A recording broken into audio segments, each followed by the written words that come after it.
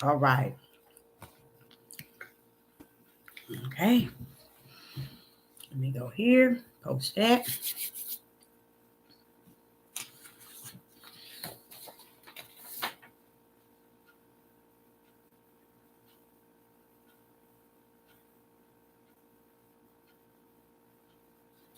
All right. All right. All right.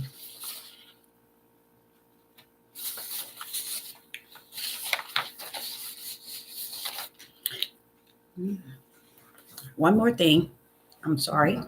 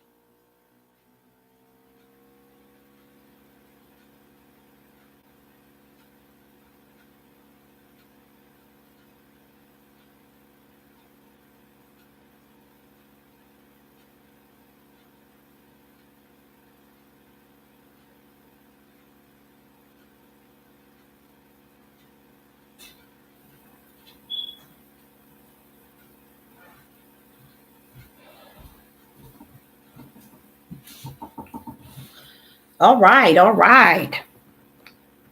Shalom. Shalom, Sister Deborah. Again, shalom. Shalom, Sister Deborah, prophetess in the wilderness. And you know what? That's all right with me. Coming again on this devil platform with another message. And I will say this is a lovely, lovely evening in which the most high, a higher has made. And I, Sister Deborah, shall and I will rest therein. First of all, I want to say hello in the live chat. It's good to see you. This is such a wonderful message. It is so important that you grab your piece of paper and a pen or a pencil and come go with me.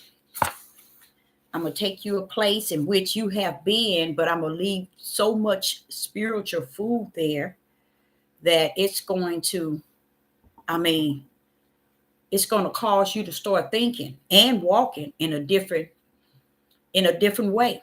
Okay. And I poured this message out, say around about 4 this evening, but I thought about it early this morning. And I tell you, I just thank the Most High for who He is all by Himself, allowing me to be able to come to you with this message regarding spirit and truth overrides the book. Okay. The topic again is spirit and truth overrides the book. Okay. And we're going to go into many chapters and verses. But when we are in this here study, in a sense, you're going to find out things you never knew. Okay. So you're going to leave off here today with some what you call real spirit and truth food for your spirit. Okay. So again, we're going to come together and we're going to talk about spirit and truth. And I'm going to go over the verse, each verse, just to show you the power of spirit and truth. So when we walking around saying we're going to speak spirit and truth, and we live on spirit and truth, and we walk in spirit and truth. Now I'm about to give you the verses in the chapters so it all can make sense.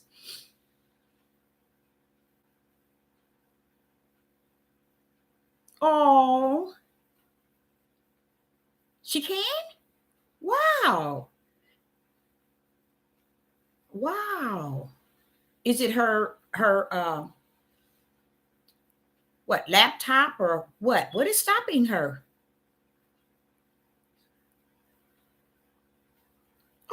Wow. I hate to hear that.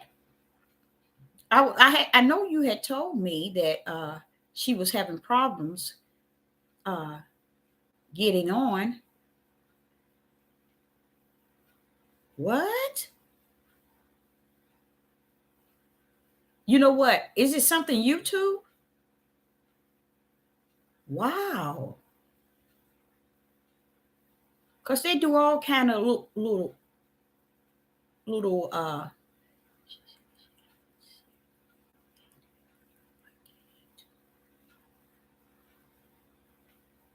but she can't text. Because see, on my end, when someone say something, I don't know. I guess it's got to be YouTube. They would cut you off, and it'll show a spot where they took away what you said. And after a certain time, if they have to take it away, probably 3 times, then I think they ban you. I'm not sure.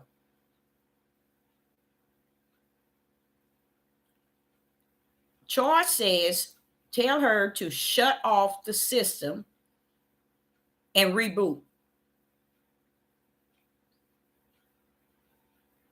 Yeah, they would do that. That sound like the sort of thing YouTube does. I'm serious. You all might not believe it. Say, for instance, if I'm speaking and you all putting information in the live chat, they will cut you off.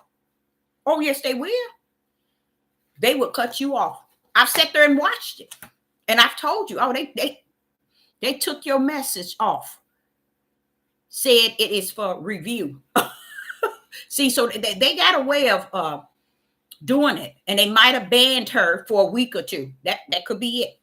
I don't know. I'm just saying.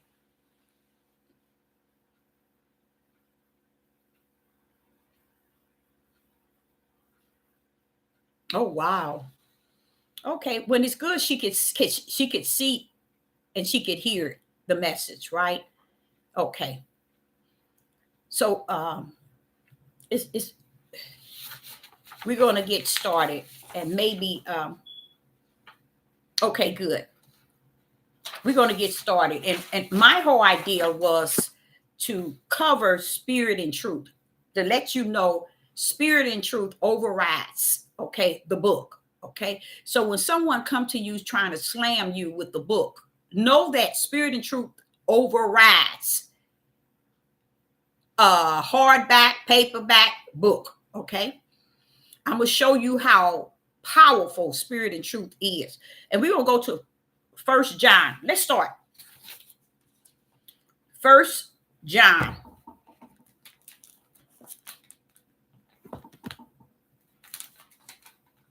First John and chapter 4, verse 3 through 6. First John chapter 4, verse 3 through 6.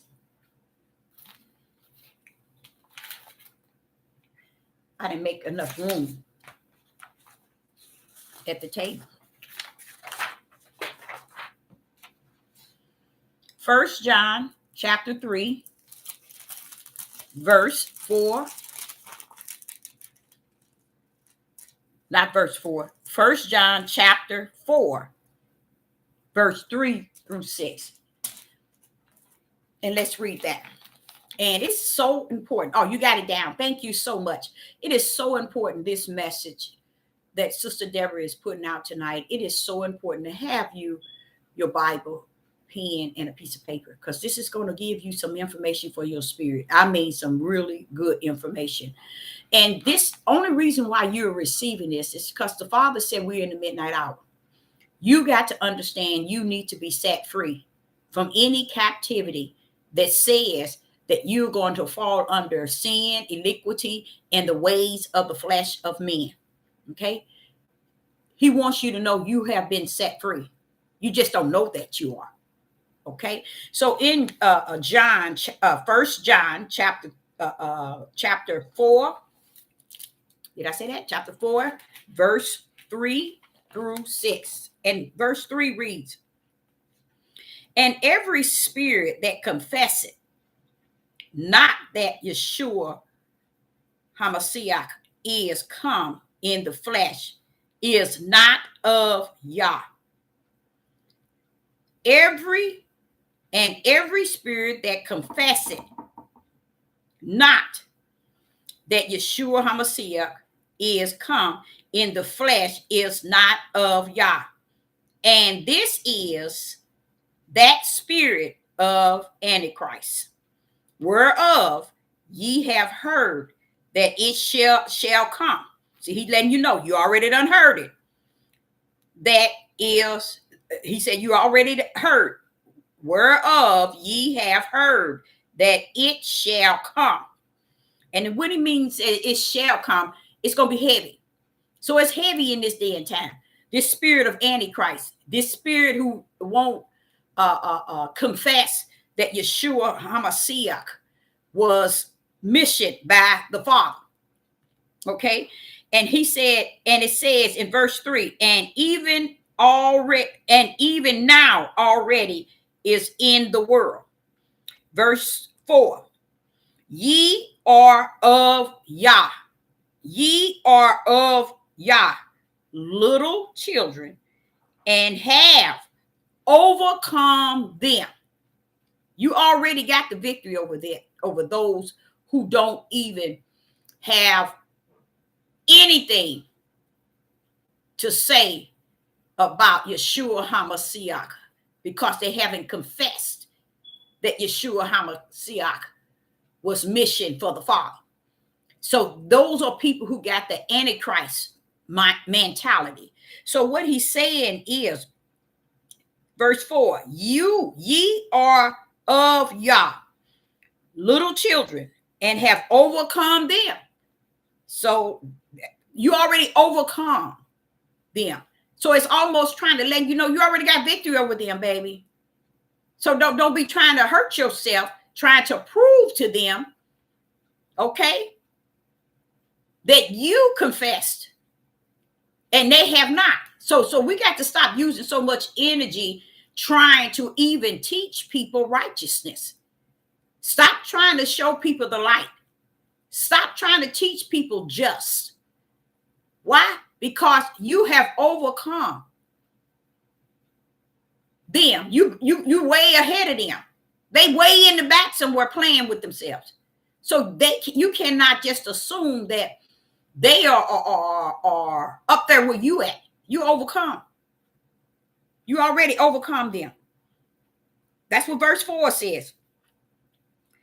Because greater is he that is in you than he that is in the world. See, they in the world. You're greater than that. You are greater than that. So when you hear Sister Deborah saying, he said, stay in your lane. This is what he's saying, y'all. Stay in your lane, Deborah. You're already there. Why would you want to go to the other side of the lane or the other lane? You in your lane. You in the right lane. I've been spoken to you all yesterday about that.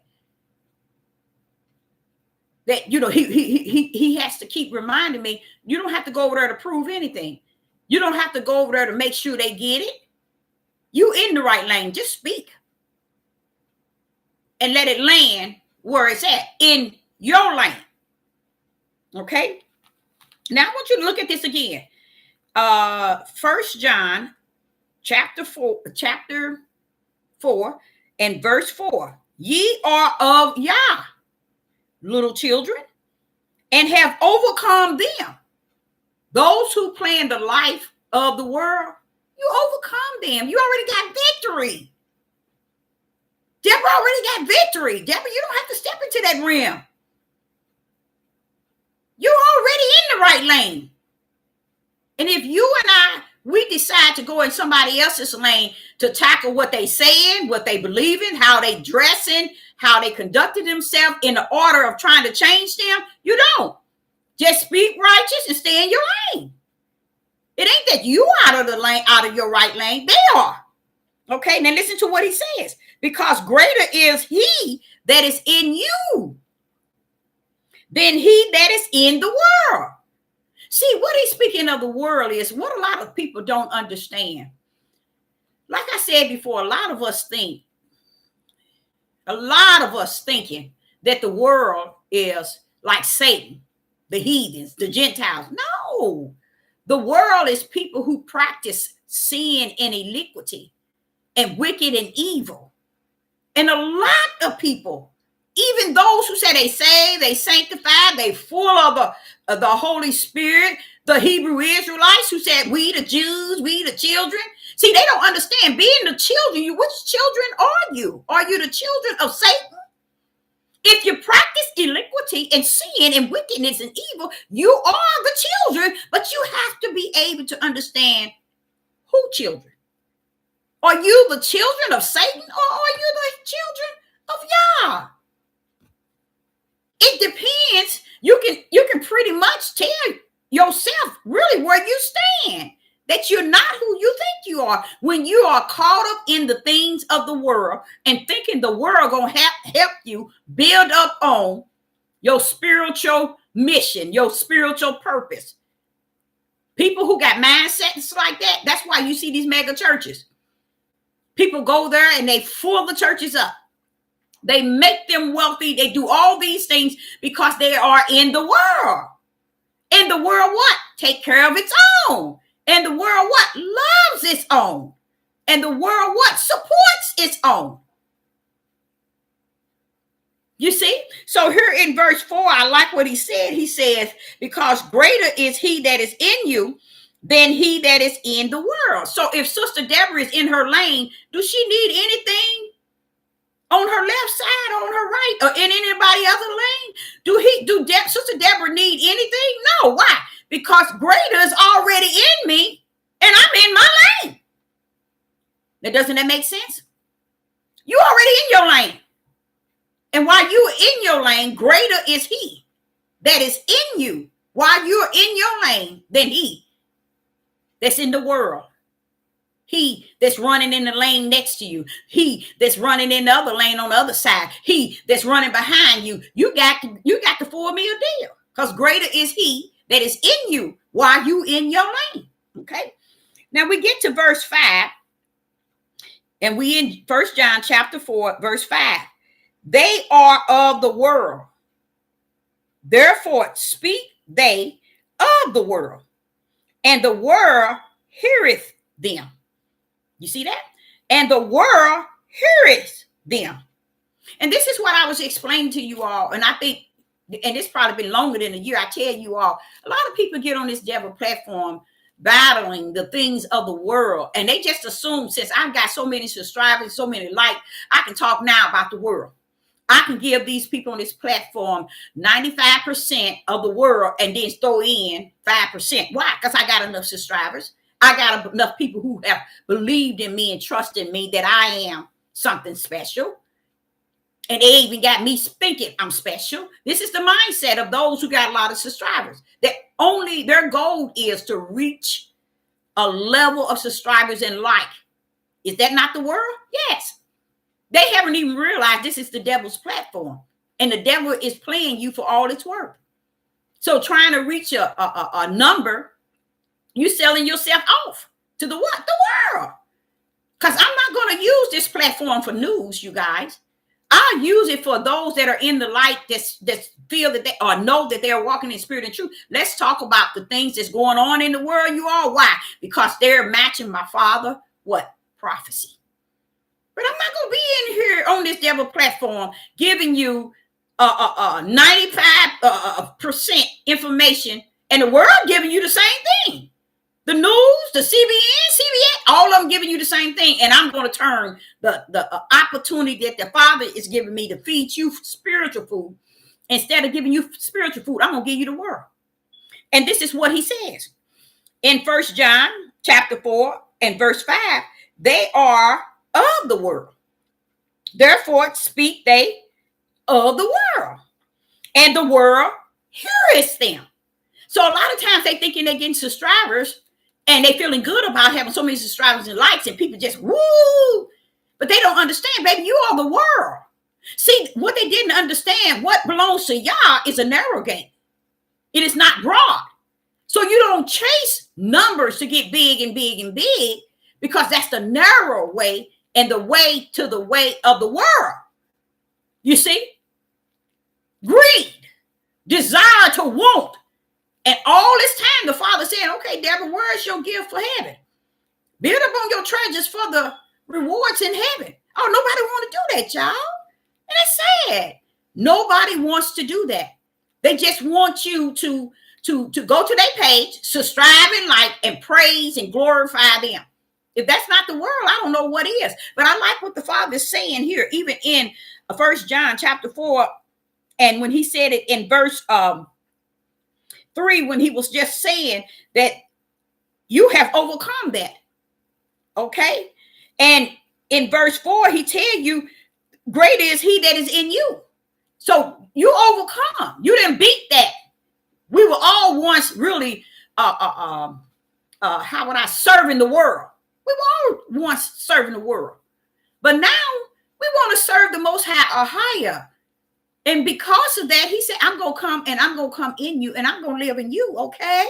I'm going to come and I'm going to live in you, okay? And you said, yeah, okay, I understand. And that's where he abides. Okay, so he said in verse 4, because greater is he that is in you than he that is in the world. So therefore, you come out of the world by not supporting the world. Not making me myself. If I got on this devil platform, I would have more subscribers and more like and more people in the live chat if I talk about everything that's going on in the world, especially the wicked stuff. Oh, everybody love it. I will blow this thing out the map. No, I'm in the right lane. You think I'm gonna get out of that lane just to serve the world? I don't think so. Okay, and in verse 5 tell you. They are of the world, therefore speak they of the world, and the world heareth them. The world hear. So why they thinking they getting subscribed in life because they all let in something, it ain't got nothing to do with spiritual. It ain't got nothing to do with spirit and truth. It ain't got nothing to do with righteousness. It has to do with what you feeding them. And you feeding who? The world. Okay. Now, let's go to verse 6. And we in 1 John chapter 4 and verse 6.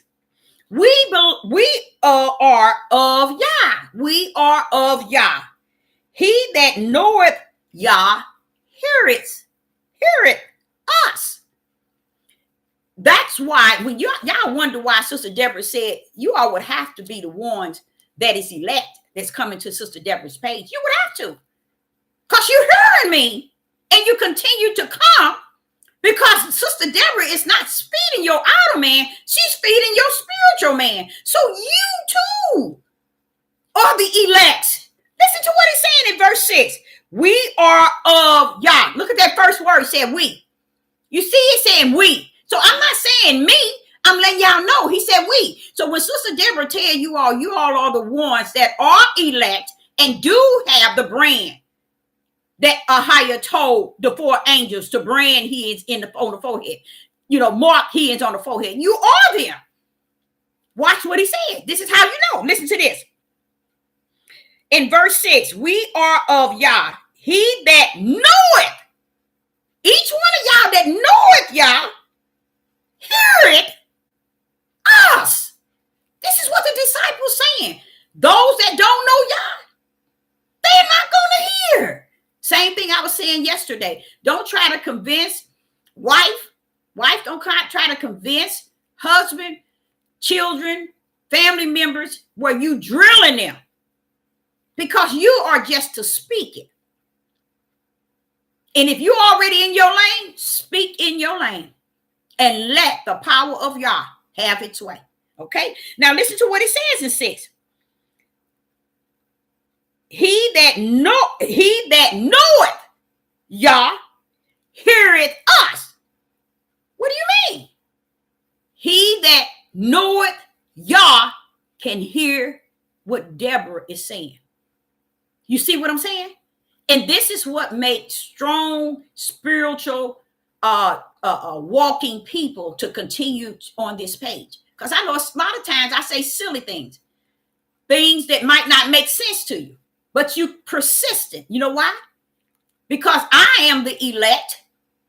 I am a prophetess in the wilderness.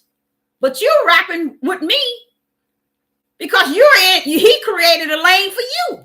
And because he created you to run in the same lane I'm running in, you can hear me. And that's what he's saying, y'all. This is a spiritual thing. Let's finish. Watch what he says. He that is of Yah heareth us. You see that word us? Those are the how would I say it? The Ruach HaKodesh filled, full of the Ruach HaKodesh filled disciples of Yah. They walked with Yeshua, and those that didn't, they're full of the Ruach HaKodesh. So that's why they said us. Y'all understand us. We are the ones that he left here to continue this race. Okay, now watch what he said. Hereby know we the spirit of truth. Hereby know, we know. Y'all got to know that you are in the spirit of truth. The spirit of truth. You got to know that thing. You don't have to know it because Sister Deborah said. You got to know yourself. You are. Look how they claimed it. Look how they claimed it. And after then listen how they said. I love this, the way he said it. This is so beautiful for me. He said, he that is not of Yah heareth not us. So he that heareth us are of Yah. He that heareth us not, they're not of Yah. So that's why it ain't our job to pressure people to get what we're saying and understanding, because they might not be of Yah. Does that make sense? That makes sense, don't it? Yeah, because see, he's saying we are pressuring our children and our family, our mother, our father. We're pressuring people, and we don't understand. They know not him, and you do. Now listen to what it said. And he said, and for this reason, this is what he said. Hereby, know we are the spirit of truth. Okay? And the spirit of error. The spirit of error means that, no, it says, hereby know we the spirit of truth and the spirit of error. This, you see, it's all these are lowercase letters. It's to let you know he's talking to you. You have a spirit where he abides. And it is spirit and truth. Okay? But you have a flesh. Okay? You have a flesh as well. Okay? Our flesh is not perfect, y'all. I'm going to tell you the truth. Our flesh is not. But what is in us that's greater is Yah. And he helps and he teaches us spirit and truth. That's what? He, which is the word. And that's how it is, spirit and truth. And then it says, now this is where I really get confused, because he said, no, we the spirit of truth and the spirit of error. Okay, it makes sense now. The spirit of error are those who know not Yah. That's where it's at in verse 6. Up in verse 6, it says, he that is not of Yah heareth not us. You see what I'm saying? He's talking about their spirit of error, and we are spirit of truth. There it is. That's what he said. We know him. He that knoweth Yah hear us. Okay? But he knoweth not us is not of Yah. So we got two standing. One in spirit and truth and one in spirit and error. You get what I'm saying? But I like the idea of he using it in a spiritual context. Why? Because that shows you all this stuff that people are talking about, soul and all this. They don't understand. Y'all gonna deal with the spirit of a man. And if you're walking in, I say, walking in the ways of Satan and think when it all come down, because you're a Hebrew Israelite, that when it's come down for judgment or it come down for the New Jerusalem, that you're going to be able to walk in because Abraham, Isaac, and Jacob, you're going to be able to walk in because you the true Jews, you're going to be able to walk in because you the children. No, you're not, baby. You the spirit of error.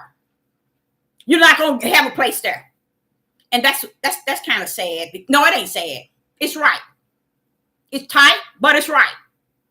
Okay? So that there leads you to see that we know that we are the spirit of truth. What make us the spirit of truth? because we are a highest.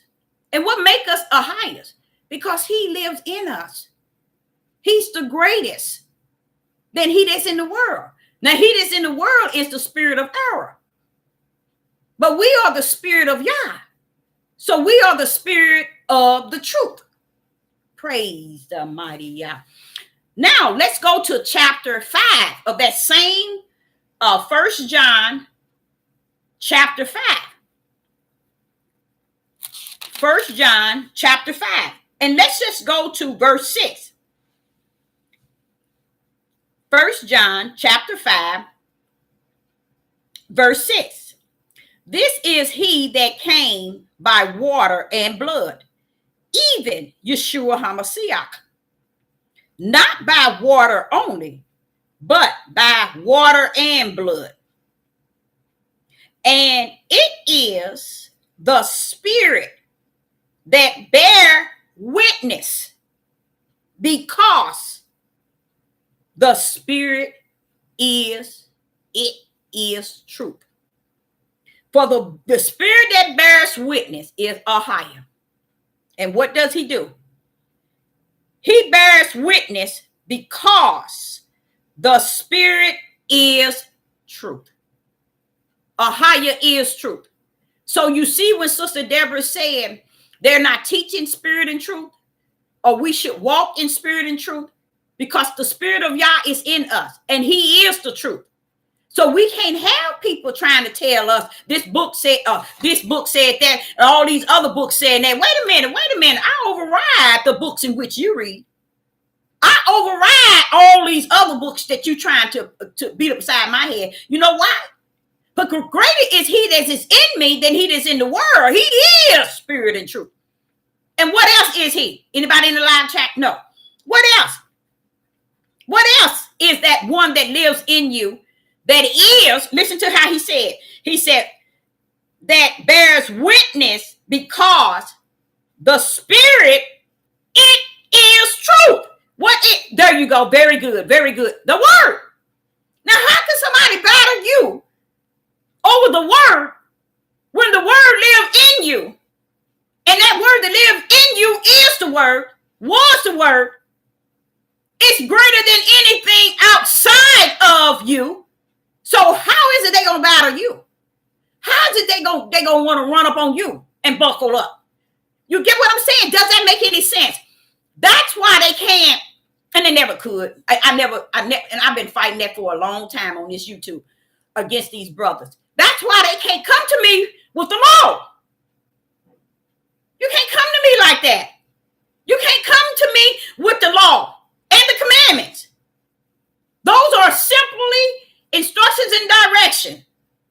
I hold the word in me. The word created law and instructions and directions. He is the word. He is the commandment. He is the law. So if he is in me, how come I need you to tell me how great he is and he's living in me? This is reason why I tell you, I'll make sure y'all have a pencil paper so I can get these verses down and go over these things, because this is actually showing you how you don't have to get yourself caught up and bent down over these people on these devil platforms who wants to teach you so they can deceive you. Why? What's the whole idea of teaching you and deceiving you on this devil platform? To get you to follow under their command so that they can rule over you. Who's going to rule over what John 1, chapter 4, verse 6 said? Verse 4 said, greater is he that's in you than he that's in the world. Now, who come to rule over that? Do y'all get what I'm saying? Who come to rule over the one that say he's greater in you than he that is in the world? So how is the world going to come rule over you? It doesn't make sense, y'all. So you have to know where lane you in. And that's when Sister Deborah said that lane, that's all Sister Deborah is saying. She ain't thinking she better than nobody. And y'all know I don't teach it like that. I just don't put myself to the place, in a place where, okay, I'm going to challenge this person. I'm going to debate this person. I'm going to go up against them. No, I don't have time for that. I'm in the right lane. If they're in the wrong lane and I see them in the wrong lane, stay over there in your lane. I'm in mine. You see, I'm over here in my lane. Stay in yours. Now watch this here. Let's go back to 1 John chapter 5, verse 6. This is he that came by water and blood, even Yeshua HaMashiach. Not by water only, but by water and blood. Now listen to this. And it is the Spirit that beareth witness. Now you know the Spirit is Yah. He's bear witness because he's in you. He bear witness toward the one that comes by water and blood. Even Yeshua, who bears witness? Yeshua, not sure, Yah. He bears witness. He is the Spirit. And what did he say? That bears witness, because the Spirit, it is truth. So say, for instance, you all get on here and you following people and they teach, but they're not giving you the food for it. But they're giving you all these things that make you be in captivity in one way or another, to where you can't figure out, well, wait a minute, I got to go do my head like this. I got to throw away my earrings. I got to go do this. I got to get dresses that's long. No, you don't. Because he that's greater in you will teach you how to dress, y'all. That Spirit had disciplined me. I told y'all once before, I put this here shirt on. I like these velour shirts. And this one was a red and a black one. I knew it was a men button up, but I like it for the winter. It's so cozy. And I'm running out here. I got my vest, plush vest on. I'm thinking, okay, I'm in there. You know, I'm doing okay. I'm gonna wear this long, warm, comfy. He said, yeah, hold up. What you doing? You need to take that off. You don't need to put that back on. The Spirit of truth, y'all. That's what he's saying. He gonna tell you the truth. Don't sit and think that y'all gonna tell you a lie. Don't second guess that which is greater in you. Second guess your flesh, but don't second guess the Spirit that's trying to give you righteousness, the way he is that's in you. Okay, so don't second guess. You can second guess your flesh. Oh, it's always good to second guess your flesh, but the Spirit that said he's in you, you don't have to second guess him. I didn't have to say, when I ain't gonna take this stuff off, I just put this on. No, I took my butt in there, took it off, and gave the shirt to my son. You don't need flesh and blood to teach you how to dress. Telling you got to dress like this, you got to walk like this, you got to talk like this, you got to be like this according to be in the eyes of Yah. How you know? You ain't in his eyes. How do you know? This is how they teach people.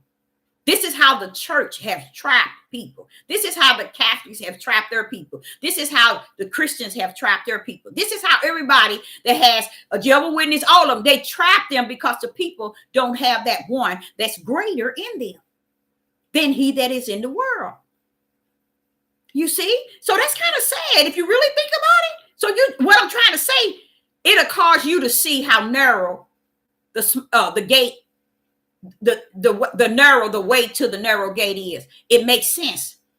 It'll also teach you how the small remnant. It's showing you a small number. So you just can't be looking at, oh, these people got all these subscribers, people listen to no. They are the world. And they haven't even gripped that. Let me tell y'all. I talked about, I think, 2 topics about polygamy. Within them 2 topics, I was dropped as a subscriber. Guess what I said? Praise the mighty Yah. That's what I'm talking about. Praise the mighty Yah. That's what I'm talking about, y'all. Drop that mess from off this page because it ain't got no business. I mean, off of my subscribe. Huh. Praise, you doing me a favor because I don't need Satan that's bound nowhere near me. Okay, so we're going to close out on 6, 1 John chapter 5 and verse 6. I want you to see that in where he says, and it is the Spirit that bears witness. The Spirit of Yah is the witness in you that he is the truth. So don't all the time question what is in you that's telling you one thing because you see the world doing something else. You don't have to follow them. They're not doing what's right. It's just like getting that shot. Everybody following it, especially our people. Y'all don't know. The majority of y'all people got killed off a long time ago. So if y'all sitting waiting for Sister Deborah to tell you what Deuteronomy 28 end game that they're going to be destroyed, let me tell y'all what y'all do not know. Let me tell y'all what you do not know. 90% of your own nation, the tribe of Judah, that don't even know that they're a tribe, and those that do know it. Now, I ain't gonna say those that do know it have taken the shot, but those that don't, they didn't go. They didn't gone already. They don't have nothing in them. You see, this is how the world deceives the world. But greater is he that is in you that keep you from feeling and thinking that you have to follow their ways. Y'all should feel free and just spiritual free to know that I don't have to follow they A to Z. Sister Deborah, no, you don't. You matter of fact, you don't even need to follow their A. Let known they Z.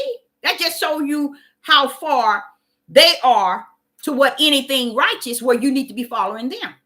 Okay, so I like that. I love that. And let's go on. Let's go to John, the Gospel of John. The Gospel of John tells us a lot. Chapter 14, verse 16 through 19. The Gospel of John, chapter 14, verse 16 through 19. And the reason why I say this is food for your spirit is because it's letting you know it is nothing. Father said it ain't nothing you need to go out here and try to do.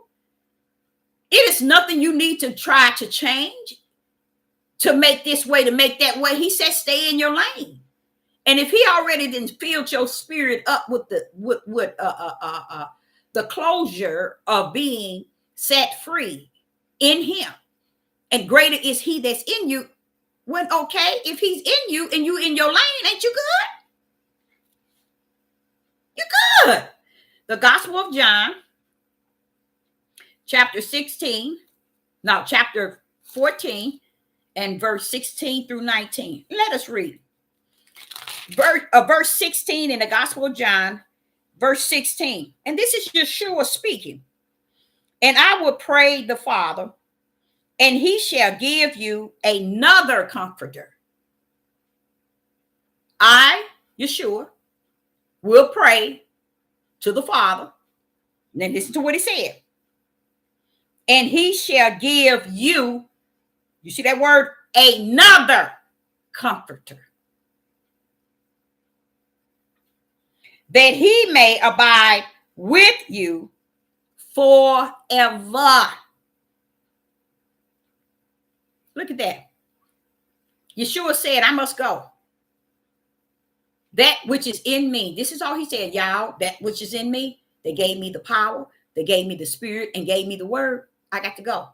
I got to give that back to he that had given it to me. And you know what he's going to do?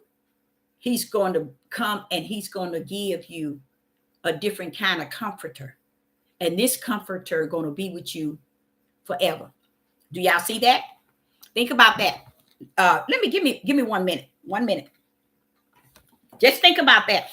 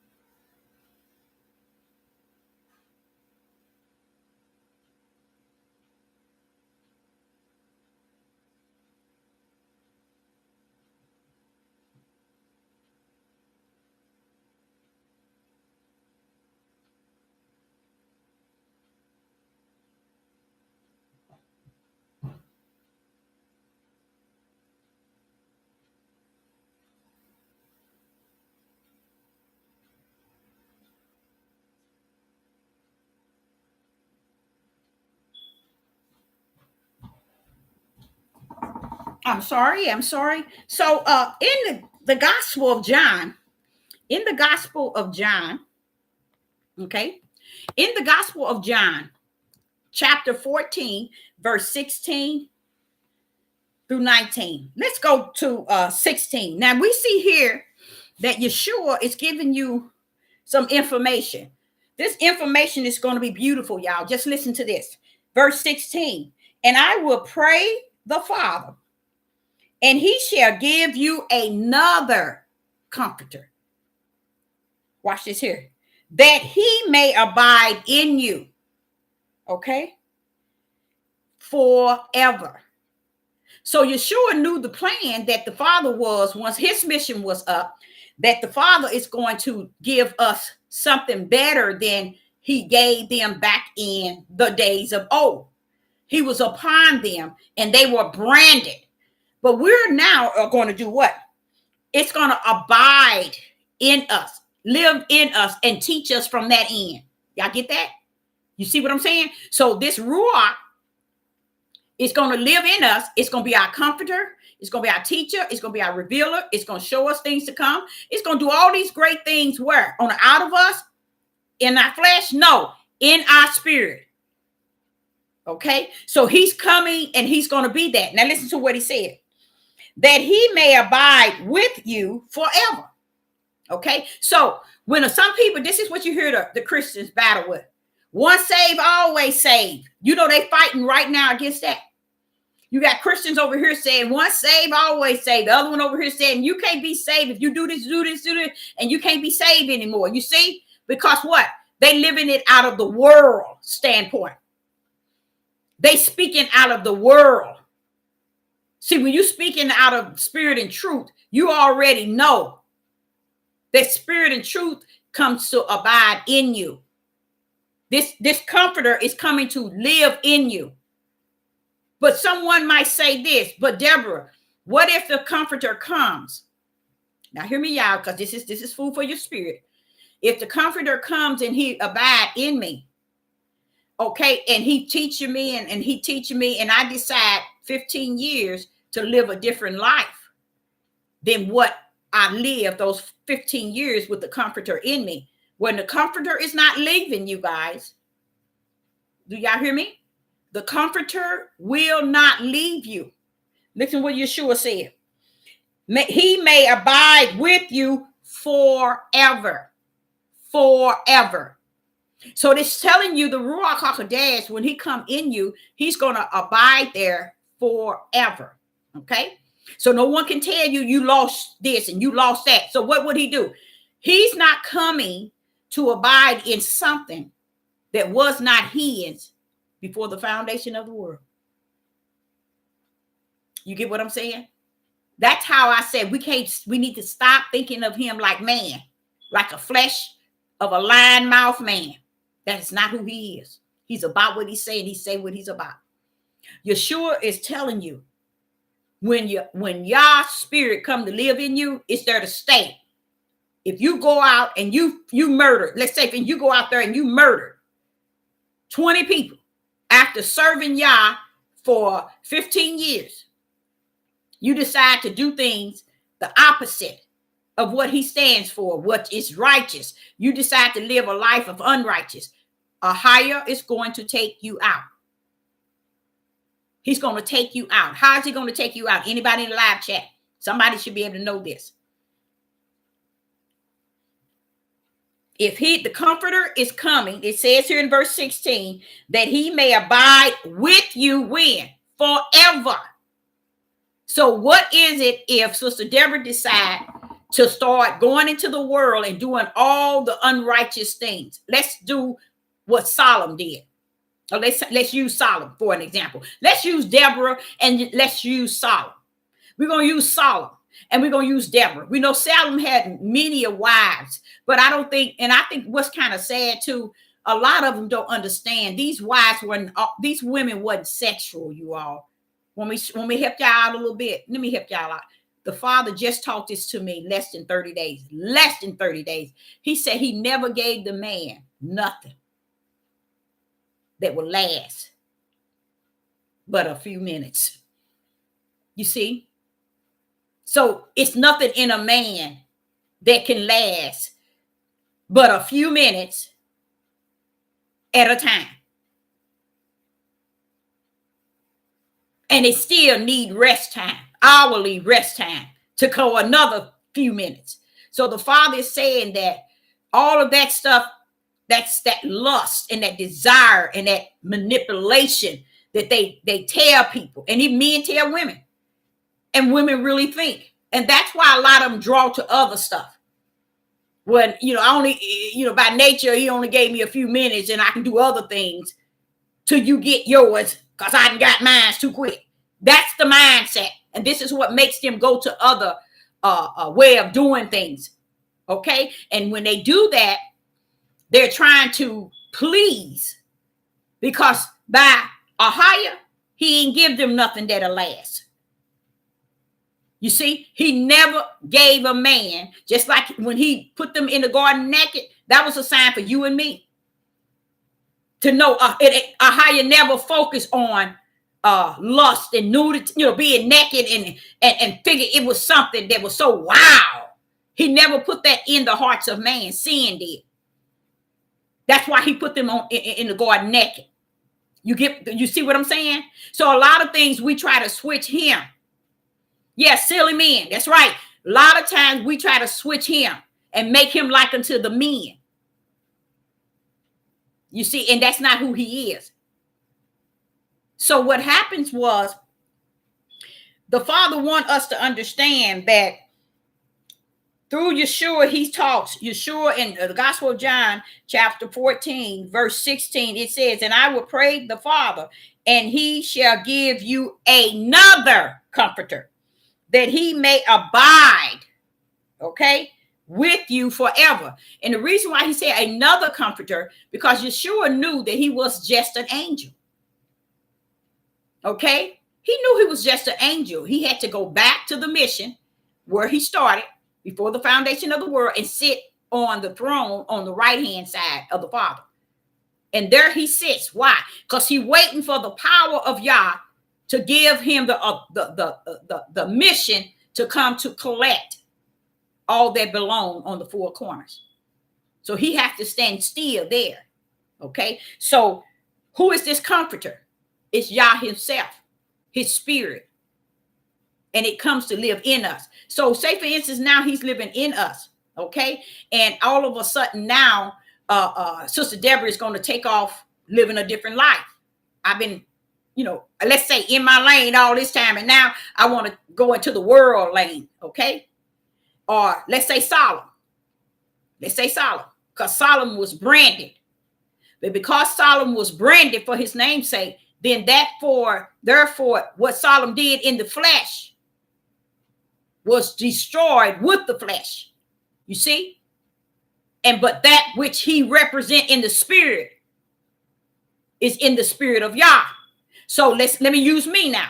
If I decide to go out there and do the opposite for the last 15 hours walking, and I had the Holy Spirit ain't coming out of me, but he gonna kill this flesh just so I can be saved. He's gonna take this flesh out. He's gonna kill the flesh. And a lot of people, so when Sister Deborah, y'all don't know how I'm really blessing a lot of people when I tell them, you ain't got no business bringing all this stuff to the temple. Alcohol. He said, as long as you don't get drunk. No, baby.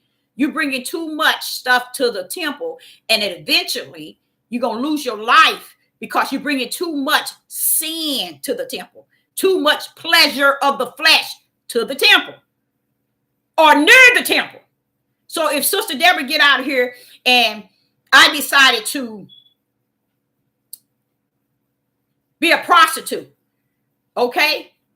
I would be a prostitute, but I would die with a flash. I would be there a minute, bam, and be gone. Why? Because Ahia would have to destroy my flesh so that my spirit may remain safe.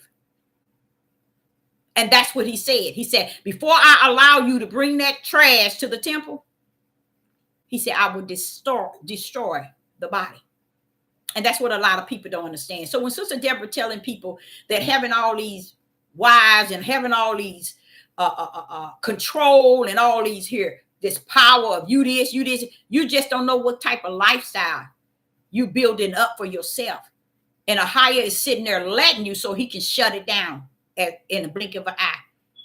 Because you're bringing too much to the temple, y'all. And let me explain that again. The temple is your spirit where Ahiah reside. Ahiah does not reside in your flesh. Your temple is in your flesh because it is your spirit. Okay? It is an image likened to the image of Yah that rests in you. Okay? So therefore, you got the image in you, and you out here, your flesh is out here doing the things that pleases it. Okay? And your image is the spirit that has the image of Yah, which is your spirit. You have accepted Yah. So now, therefore, you do the things that's pleasing to him. You do the things to the best of your ability. That's all he expects you to do. Why? Why is it to the best of your ability in the spirit realm? Why is it to the best of your ability? Because he's the greater one. You can't be the greater one. You can't be the one that holds up yourself. He is. And when you see him to be that, then he would tame some of most of the stuff that you bring into your flesh. But where he sees, like Solomon decided to go all the way on the deep end, he has to take you out. He has to end it right there. Just so you can be able to be saved. Because he resides in you. Solomon was branded for his name's sake. That's why it wasn't no big thing when Jacob took the lives of that man, his wife, adultery, and lust. Why? Because he was branded already. So if you look at your Bible, it tells you, I'm gonna bring all that trash that you bring into to the temple where I branded you. I'm gonna bring it to your household. And that's what he did. That's why David had that chaos in his house. And guess what the father said? He said, and them wives you got, I tell you what I'm gonna do. I'm gonna give them to your neighbors. And they gonna have them. That means lay down with them. Go back and read. So that's why I say I don't get where these people today really think that that's the righteous way to go, or that's the righteous will of the Father. Y'all need to kick rocks. But back to what I was saying. So in the Gospel of John, chapter 14 and verse, so we know now that the Father would have to take you out. And what did he say? You are the temple of Yah. Okay? And you don't understand. You can't just bring things to that temple that's wicked and evil and think he's going to let you have both. No, he would have to destroy the one that he does not abide in. That is your flesh. Okay. So verse 17, we in the Gospel of John, chapter 14 and verse 17. Even the spirit of truth. There we go again. The spirit of truth, who the world cannot receive. You see what I was saying to you all about? We can't force our wives or our husband, our mothers and our fathers, our children, our cousins, our neighbors, our pastor. We can't accept them to receive something that does not receive them. And if Ahiah ain't received them, then they can't receive you. They can't receive the words that's coming out of your mouth. You in the right lane. They're in the wrong lane. They're not going to hear you. Okay, now watch it. If they hear you, then that's saying, if they hear you, then they're also, they most likely are those that can hear. You see, if they hear you. Okay, now watch this here. In verse 17, the Gospel of John, chapter 14, verse 17, even the spirit of truth, whom the world cannot receive because it seeth him not. Now, what is this seeing? How can the world see it, spirit and truth? They can't. They're in darkness. So if you're in pitch dark, no light, even when you go into your house, if all the lights is on, you can remember where everything is at, but you're going to knock some things over. Why? It's pitch dark. So here it says, even the spirit of truth, whom the world cannot receive because it seeth him not. You see, because they're in darkness. They're serving the opposite end of he that is in the light. In light, you cut your lights on, you can find your whole way through the house. But if it's pitch dark, you can't find your way. Okay? Now here it is. It says, neither know him. So we have to realize everybody don't know what we know in spirit and truth. I'm gonna be honest with you and tell you the truth. Since I've been on here, I know what spirit and truth is. I didn't call it spirit and truth. I called it the Holy Spirit, the Spirit of Yah. But when you really dig deep, it shows you that spirit and truth cannot be overtaken by books. It can't be overtaken by a scholar, you guys. It can't be overtaken by the Torah. It can't be overtaken by the New Testament. It can't be overtaken by the Old Testament. It can't be overtaken by a pastor, a bishop, a prophet, a prophetess. All these people who have labored themselves. None of that can override spirit and truth. So therefore, if you stick to spirit and truth and walk therein, you'll realize, wait a minute, I am the light. So why am I having darkness to orchestrate my life? Okay. Now you think that spirit and truth that lives in you is caught up in your hair? You think the spirit and truth is caught up in your earrings? What is it the spirit and truth is caught up in? It is caught up in your spirit in the way that it abide in your spirit and teach you and guide you. And once it gets you where it wants you, it begin to teach you how to dress, how to talk, how to walk, how to conduct yourself. But you got to understand that's where that power is coming from, and not out of the mouth of a man. He has to teach you that from the inside out. When people are taught from the outside in, they talk from the outside and they thinking they got the power in the inside. Those are the people who don't know Yah. Because you don't come to know Yah from your outside, which is your flesh. You come to know really who he is from your inside, which is your spirit.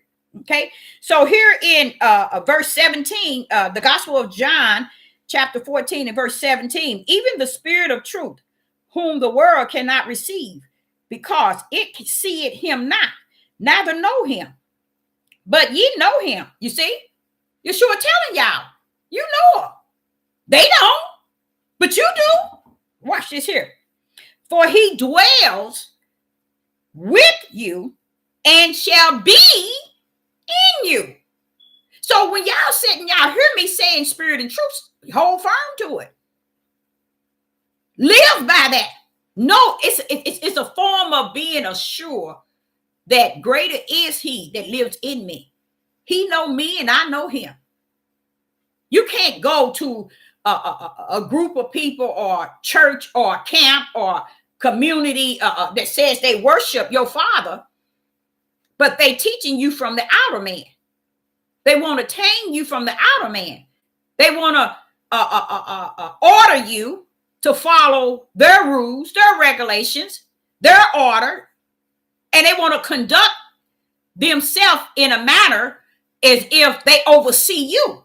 But if you coming into their group and you already spirit and truth, how can they rule you? Even the book cannot rule you, or any other books. Torah, New Testament, Old, 1611, and any other the books that they say missing, none of them can rule you. Nothing on the outer man can rule he that's in the inner man, that's teaching your spirit how to abide in him and him in you and becoming one. So the books they don't have the power to rule over you. That's why I say they can sit and debate. They can debate. They can rebut, whatever they call it, and go up on people. This verse said this said this. When you finish, what you saying cannot override what's greater in me than he that is in the world. This book resides here in the world. The greater one in me is in me. And when I accepted him, I accepted the fact that he was the true teacher. And not a teacher of this over here and this over there, but the teacher of all things. He's worth knowing, y'all. He's worth getting to know. Okay? So Here it is in verse 17, the Gospel of John, chapter 14, and verse 17. Even the Spirit of truth, whom the world cannot receive, because it seeth him not, neither knoweth him, but ye know him, for he dwells in you and shall be in you. So let's say, for instance, if I'm walking around here with a pair of jeans on and a shirt, and my head, I got my hair with braids. Do you really believe the one that's so great in me is really judging me on the earth for what I look like on the outer man? When he know he greater than what I look like? For the outer man is of the outer man, but the inner man is greater. Your own spirit become greater. Why?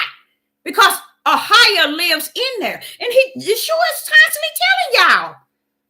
What did he say? Listen to this. For he dwells with you and what? And he shall be in you. How is that not telling you? Okay, now watch this here. And then he said in verse 16, and he may abide with you forever.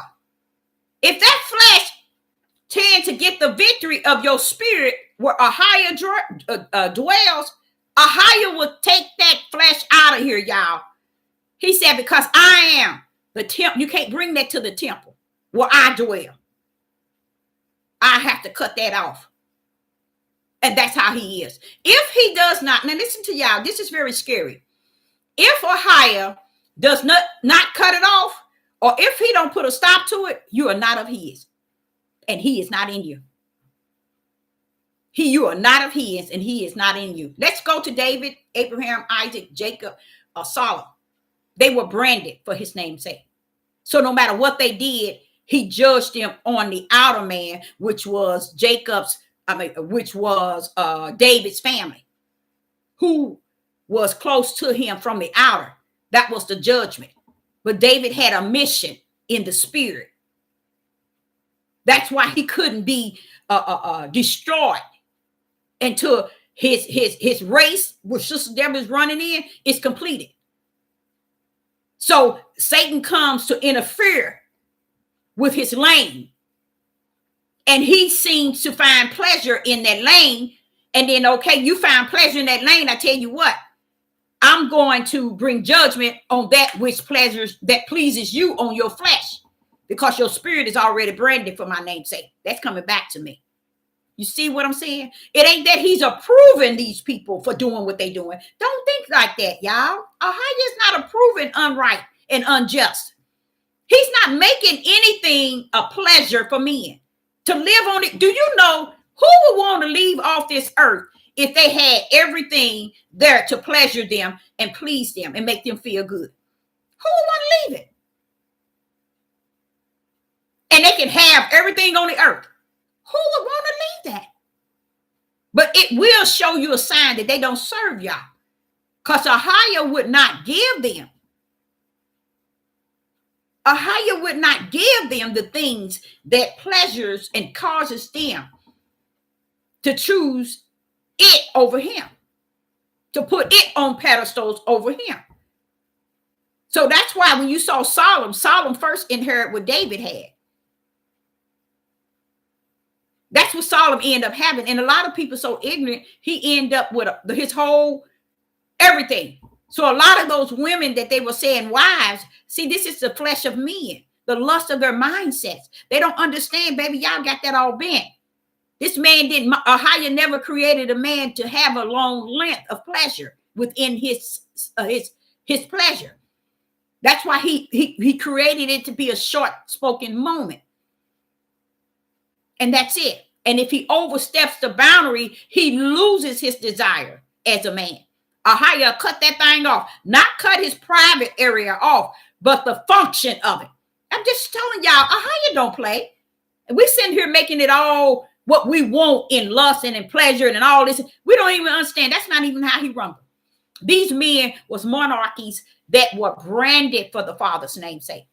So no matter what they did, he judged their life in their flesh that made them feel fulfilled. He cursed it. You see? Because if you look at Jacob, Jacob was saying when he was dying, he was in his bed. He said, come, tell your brothers to come so I can bestow on them what shall be in their last days. They wouldn't come. They wouldn't even come. They would not come. But the spirit of Yah, oh, you should have seen him put the charge on. Son, come unto your father Jacob and hear. And you would wonder, you'd be like, why is somebody else repeating what Jacob said? You know it ain't Jacob because it's saying, come hear your father and what he is saying unto you all. It can't, you know it's a different entity. And that's how I say, when you get to know who Ahia is, you can hear him talking out of Yeshua and in him at the same time. See, this is what I'm saying to you. This is what he's mean when he said, greater is he that is in you than he that is in the world. Because that one that's greater, guess what? He the one created the world. That's just who he is. But we don't see him like that. We want to see him matching up to the ways of man. So here in let's go to verse 18. Is that right? Yeah, we're going to go to verse 18. The Gospel of John, chapter 14 and verse 18. I will not leave you comfortless. I will come to you. And verse 19. Yea, a little while, and the world seeth me no more. But ye see me, because I live in ye. In ye shall live also. Wait a minute. I live, ye shall live also. You see? And this is what Yeshua is saying. He lives. And we too shall live also. How? Because we have the spirit and truth in us like he had it. And if everybody that has spirit and truth, we understand each other. Now, it don't mean we have to agree with each other all the time, but it's something that's greater in us that causes us to come on a one accord to what what is greater in us. And we can understand each other from that. That's why he say the world can't see him, nor can they hear him, because they're not of him, because he don't rest within them. Okay. Now let's go to the Gospel of John, chapter 15. The Gospel of John, chapter 15 and verse 26 through 27. And the Gospel of John, chapter 15, verse 26 and 27. I'm trying to get to the point where I can really drill in you all that nobody's books can override what's greater in you. Okay? They just ain't got it. They just don't understand that. And this is why you see millions of people in these mega churches and in these churches, and everybody running around grabbing all this stuff and worshiping and serving and getting involved. It's because they don't understand that's not where the greatness is at. That is not he that's greater. But see, they look at it as what? Greater numbers, greater people, the multitude. See, they looking like the multitude did. And what did Yeshua do with the multitude? He said, I ain't give them nothing. I gave them parables. But y'all, I gave the word, but I just gave them parables. And why did you do that, Yeshua? Yeshua, why did you give them parables? Deborah, I gave them parables because seeing, they couldn't see. Hearing, they couldn't hear. So they wouldn't know what I'm talking about no way.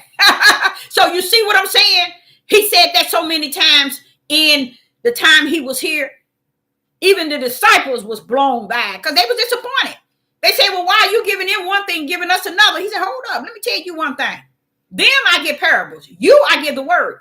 Because when I give them parables, they see, but still can't see. They hear, but still can't hear. You see? So he's telling them, don't worry about what I'm doing with them. You just do you. Okay? So in the Gospel of John, chapter 15, and verse 26. In verse 26, it reads, but when the Comforter is come, whom I will send unto you from the Father, even the Spirit. Now, I'm going to stop. I can't go no further. I can't go no further. Okay, so you can get this here. Let's go back to 14. John, the Gospel of John, chapter 14. Look at verse 16. Listen to this. Y'all got it? I'm going to see if y'all who going to get this right. I want to see who going to get this right. In the Gospel of in the Gospel of John, chapter 14 and verse 16. Listen to this. Now, this is Yeshua. And I will pray the Father. Now, Yeshua said he was going to pray to the Father, and he shall give you another comforter. So how is he going to give you that? Yeshua said, I will pray to my Father that he will give you another comforter. Now, what is Yeshua saying? Yeshua is saying out of Yeshua. He's not saying out of Hamashiach. He's saying, I'm going to pray the Father, and he shall give you. I'm going to pray to the Father that he shall give you another comforter. Now listen to this. Now go back to John 15 and verse 26. But when the comforter is come, whom I will send unto you. Who's talking? Who is this one going to send this? Who in the live chat can answer that? Right. Whom the Father give to me. That's right. That's what he said.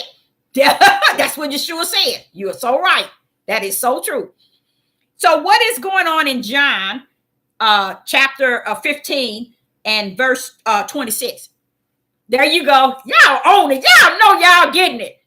You got it.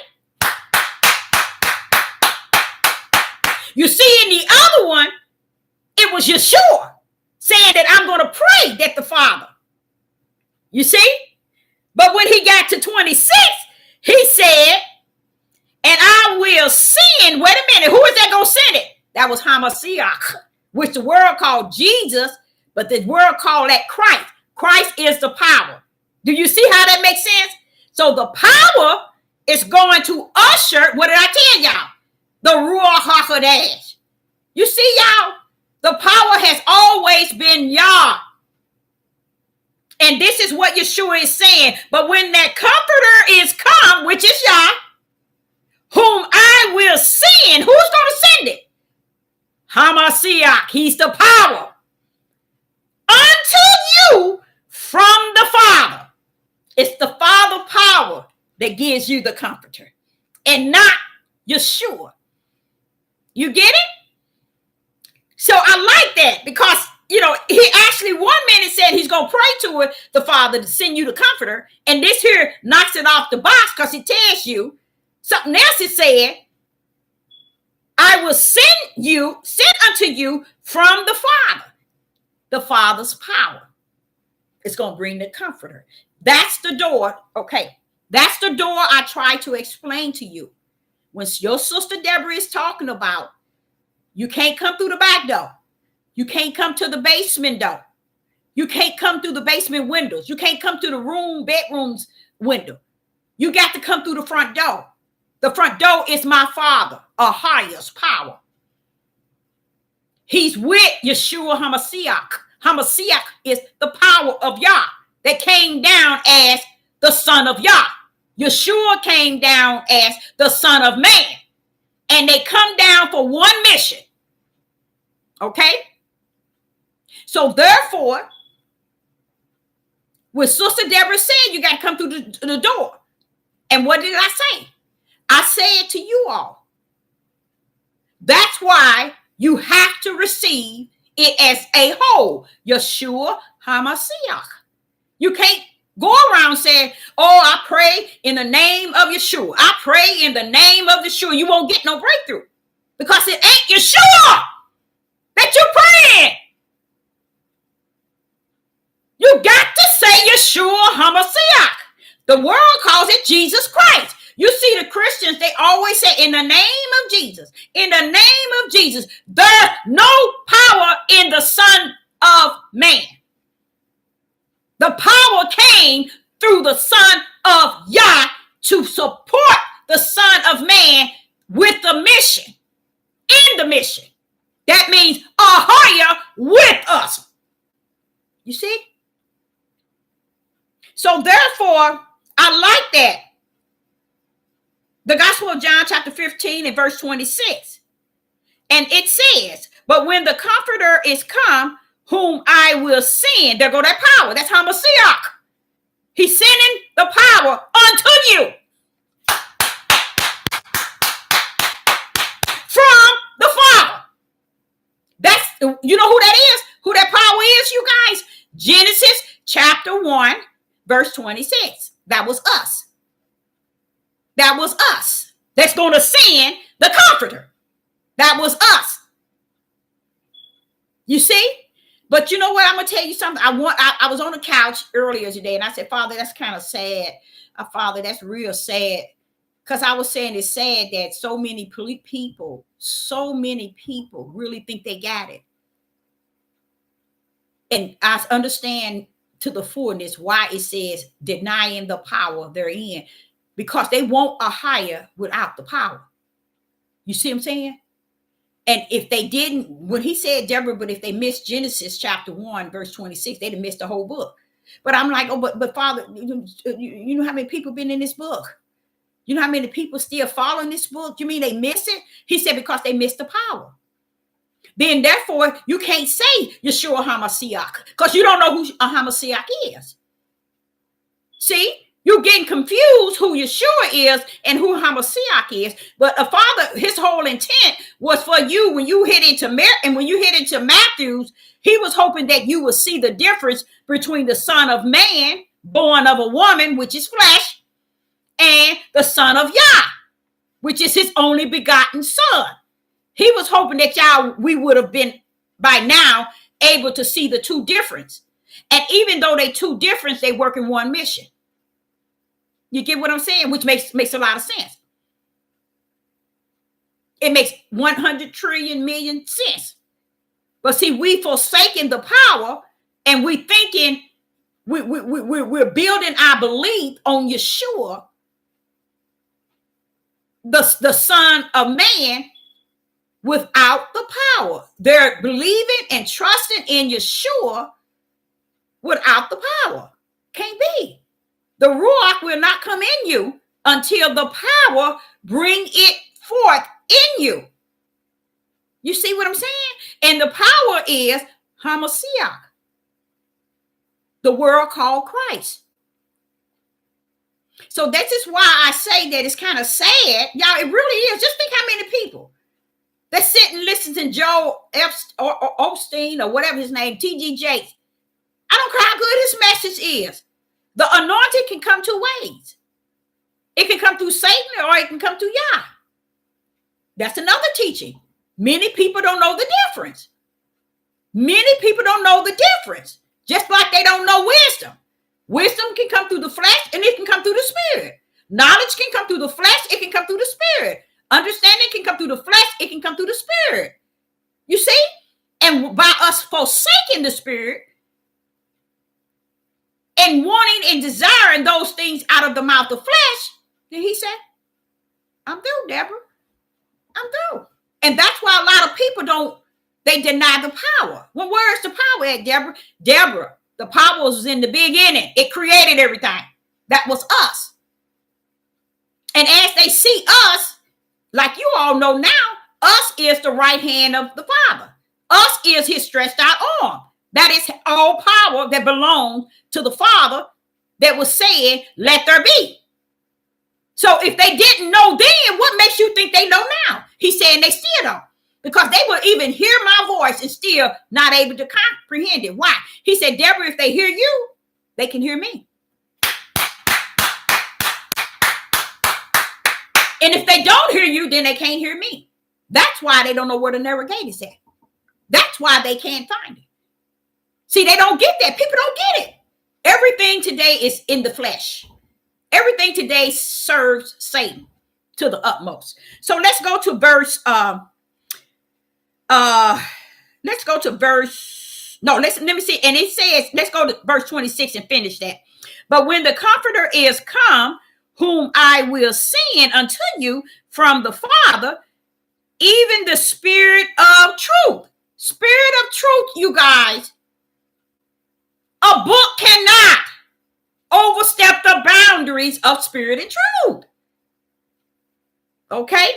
Which proceed from the Father, he shall testify of me. The spirit and truth. He's coming to give you the truth of the matter of this book that this book cannot give you, because it is not spirit and truth. Notice what Yeshua said. Listen to what Yeshua. Y'all, I know y'all ain't getting this, and I told you, make sure you put your hand, you write this down. Watch this here. Listen to what he said. First of all, in John, what was that, 14 and verse 16, he said he was going to pray to the Father. That was Yeshua. Right here, you hear Hamashiach. Now, this is Hamashiach. And he said, but when the Comforter is come, y'all, whom I was seeing, that's the power of Yah, from the Father. Okay, wait a minute. How Yeshua going to send power from the Father? He can't. So who is the power? Hamashiach. He's going to send. The Comforter is a higher, but his power is going to come in you. That's Hamashiach. That's the power of Yah. I will send unto you from the Father. See, why is it coming from the Father? Because it's his power. Now watch this here. Even the spirit of truth. Even, you mean I get the spirit of truth? Yeah, because the spirit knows all truth. We turned around and we said to the Father, forget you. We don't want you. We need a man that we can worship, praise, like, subscribe, give credit, give honor, give due. We don't want you. He don't have no problem with that. He didn't want you either. That's why you ain't in the Lamb Book of Life. How you like him now? How you like him now? Now watch this here. But in verse 2, it says, even the spirit of truth, which proceed from the Father. So when Sister Deborah is telling y'all spirit of truth, I'm telling y'all the truth of the fullness of the Spirit who created all things. You see what I'm saying? So who gonna override that? Now watch this here. He shall testify of me. Wait a minute. Wait a minute. What spirit and truth gonna tell? Why is he saying he shall testify of me? Who's gonna testify of him?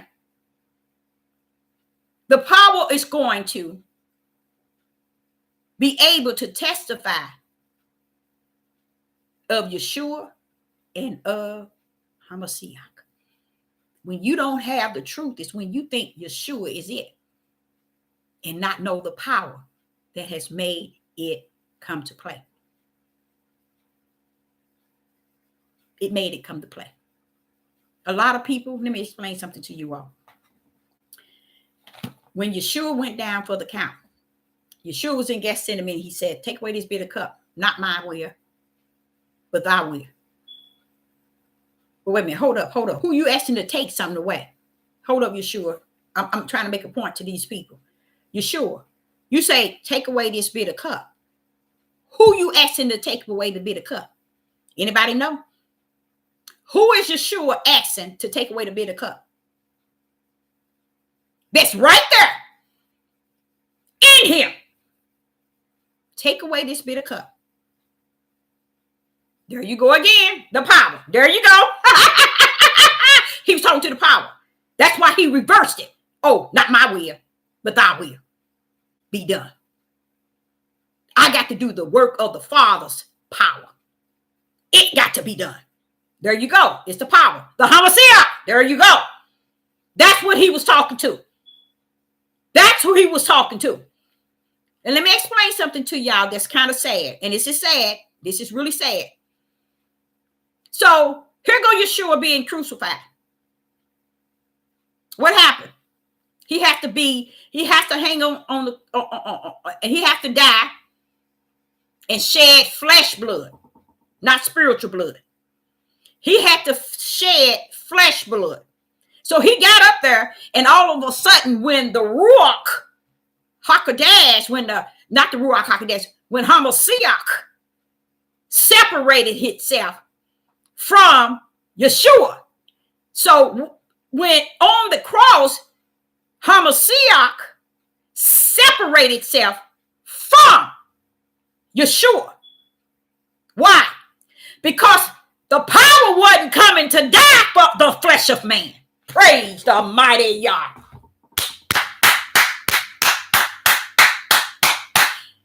And if the power stood on the cross, everybody at the presence of Yeshua would have been dead. The world would have ended. You can't crucify my Father's power. You can't put his power to rest. So his power cannot be crucified with Yeshua. He was the power to uphold the mission for the miracles and signs and wonders and uphold the power of the Father's word in the flesh of man, Yeshua.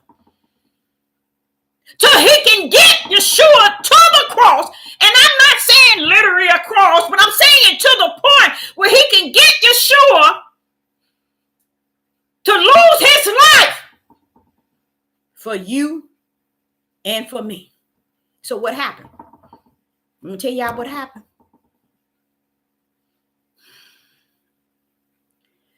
So the Son of Man, Yeshua, the reason why he was saying, take away this bitter cup, because the power has separated itself from him.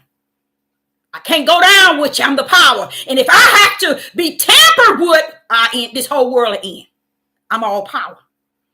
So I'm going to back up off of you, and here go Yeshua and just sending me. Oh, take away the bitter cup. Oh, not my will, but thy will. Who will was that? The Father's. So who are you talking to? His power. Because the only one could have took away that bitter cup was what was the power. You see what I'm saying? So what he was trying to do, he was feeling it, y'all. Yeshua was feeling it. He was feeling it like you and I feel it, even to today. Whatever we're feeling it, that's how he felt it. Why? Why, Deborah? It's because now he's flesh. Flesh is the only thing that can die for you and I as the mission of my Father's will. So when Yeshua had to go on the cross, he couldn't go in there on the cross with the power. Who y'all think gonna let, what makes y'all think the creator of all things gonna let his power go down like that? Before anything can go, that power would have destroyed the whole world. The power would have destroyed the whole world. Just think, y'all. I'm just trying to get y'all to do just a little thinking. The power couldn't die on the cross. But the flesh of man, which was Yeshua, could die on the cross. Okay? It will die on that cross. And why was it dying?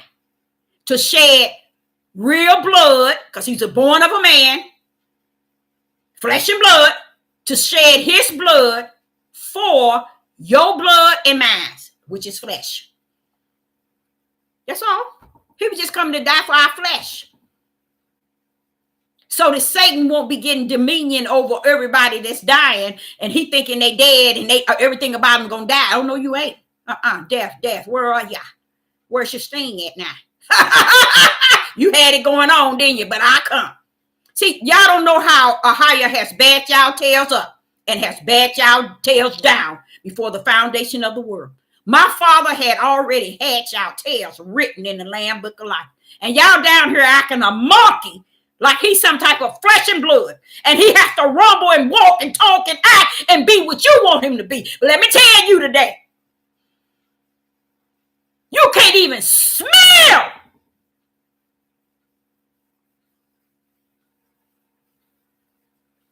without him. Everything you do in life is the ability that he had given you. And why we insist on bringing him to the level of our flesh? Because you sick. He wouldn't even go to the level of Yeshua. Now, let me explain to you. Let me go and kick that in there right quick before I finish this. And this is what he said. He said, okay, going up on the cross. And then when Yeshua came on, got up on the cross, let him nail him, got up there. He said, now you're on your own. There go the power. The power left him. He began to feel the pain. And let me show you how righteous Yeshua was and how wrong we are. The moment Yeshua realized that the power had ceased, guess what he did? He said, Abba, Abba, why have you forsaken me? Why was Yeshua saying that? If you got all power in you, what are you saying on that cross? What are you saying? He said, tell him, Deborah, I was on that cross for real, like flesh and blood. And each and every last one of us with our sick mind have not even respect the fact that his mission was like your daughter, your son, your wife, your mother, your father lynched from a tree. Flesh and blood. He had to go to the cross only in the flesh for you and I.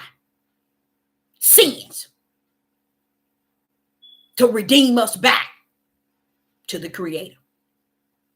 No one ever, even to today, even all the Catholics, all the church, they got all these white statues and got all these. It just said Hebrew Israelite. They so ignorant.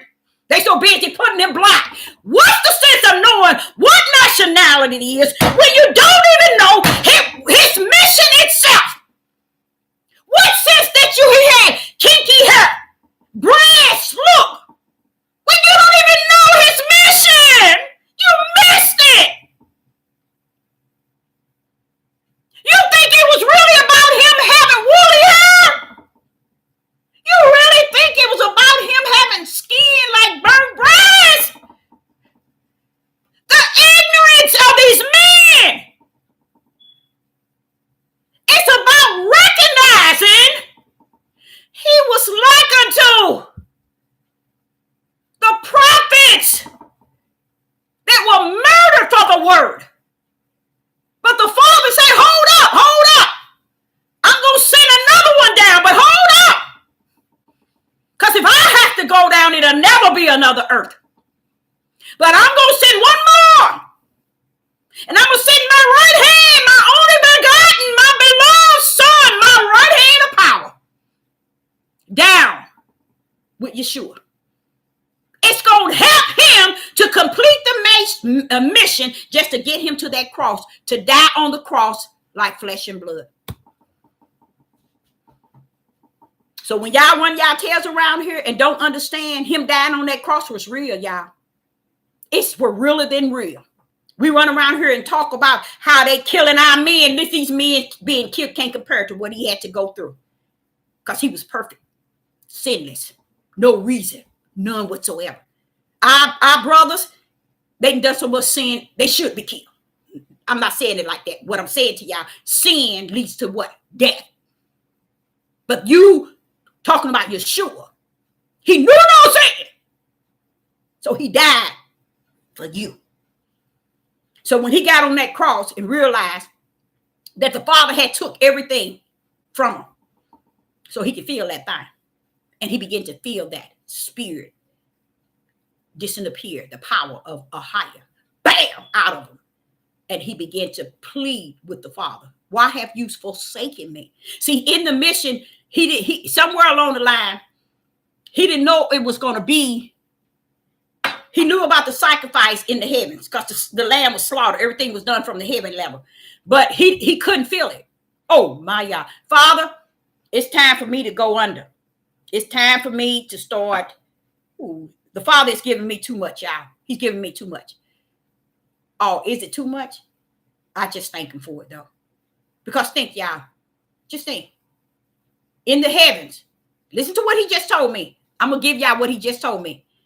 In the heavens, the lamb was already slaughtered, right? So, Yeshua, the sacrifice was the blood sacrifice. He already knew his mission. You see what I'm saying? He knew his mission. He already knew what to say and everything because the Father was sending his word down with him and his power. Now watch this here. So, when Yeshua got down here, he knew exactly that everything was from his Father. And that's what his mission was, to teach us that everything's coming from the Father. But let me show you this.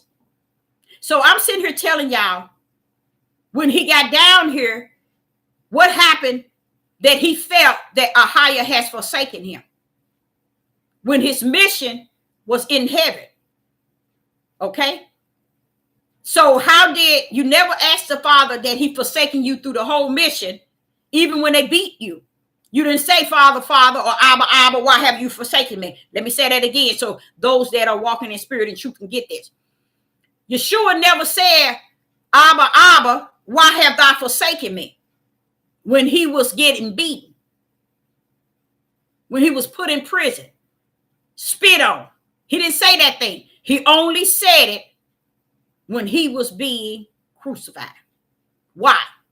Why are you saying that now, Yeshua? When they were beating on you, you didn't say it. Why are you saying now? Because when they was beating me, Deborah, I had the power. But when I was on that cross, the power left me there. Why?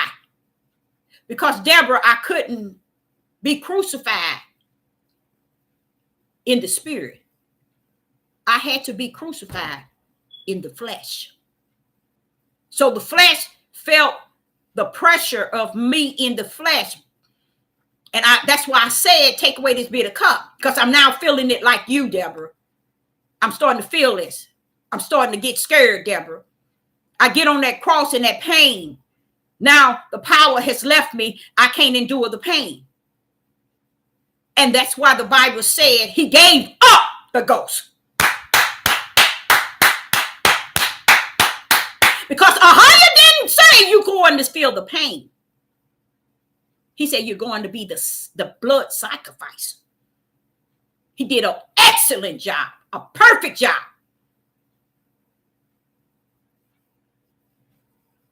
So once he said, Abba, Abba, why have thou forsaken me? Instant, the ghost was given up. It says he gave up the ghost. Wait a minute, hold up, y'all. Hold up. How is Yeshua giving up the ghost? It was his spirit. Yeshua had a spirit like you and I. Okay? It didn't have nothing to do with the spirit of Yah that was in him. All that had ascended away from him. Why? He couldn't go to the cross with the spirit of Yah, the word, nor the power. He had to go to the cross like you and I to feel that thing.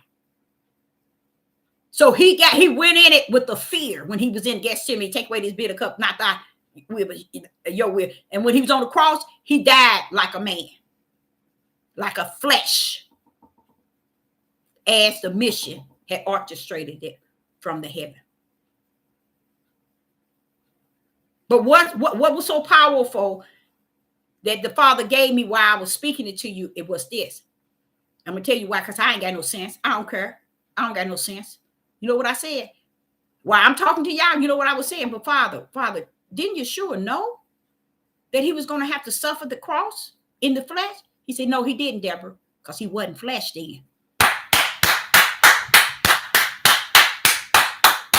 So when he was sacrificed in the heavens, before heaven and earth was created, he was the sacrifice before the foundation of the world.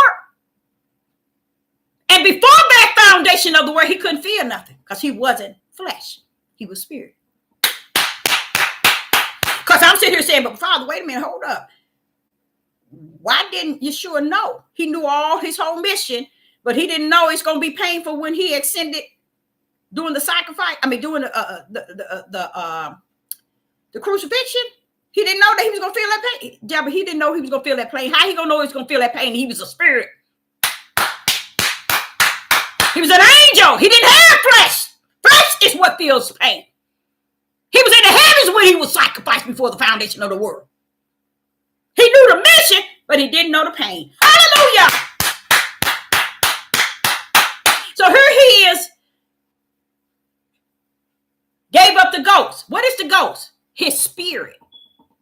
His own spirit. Yeshua came down as the Son of Man, born of a woman with flesh and blood like you and I. And he had his own image, his own spirit. Gave up the ghost. His own spirit. He gave up the ghost. He died. You see? So what happened? What happened? They buried him. The power went right back. into the body.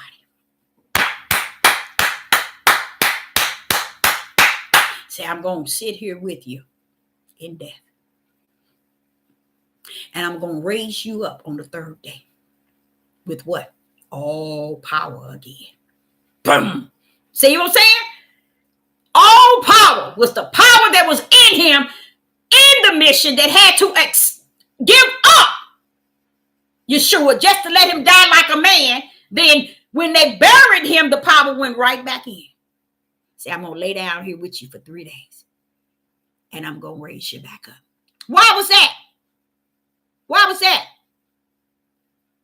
Why was he laying down in the grave? Why was power doing that? Because nothing couldn't have been moved out of Yeshua. That's why the bones and stuff, they weren't going to go for it, really breaking it. Because it was prophesied. Why? Because the power is coming back in him to raise him up. You see that? So the power raised him up. And then Yeshua come back, testify, and ministering to us. You too should raise up like unto I.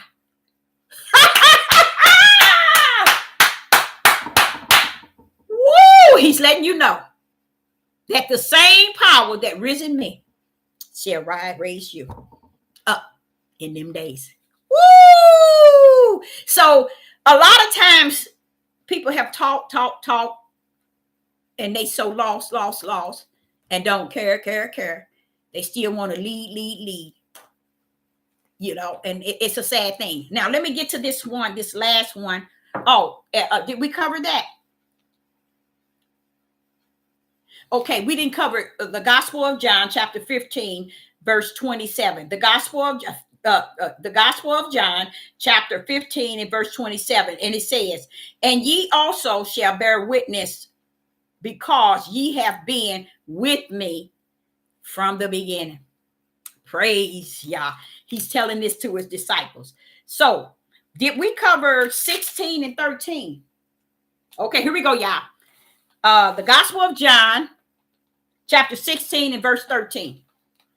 The Gospel of John, chapter 16 and verse 13, it says, howbeit, when he, the Spirit of truth, is come, he would guide you into all truth. Y'all see what I'm saying? So do you think, now where did he say that man would come? Can anybody show me any verses where he said man shall come and shall guide you in all truth?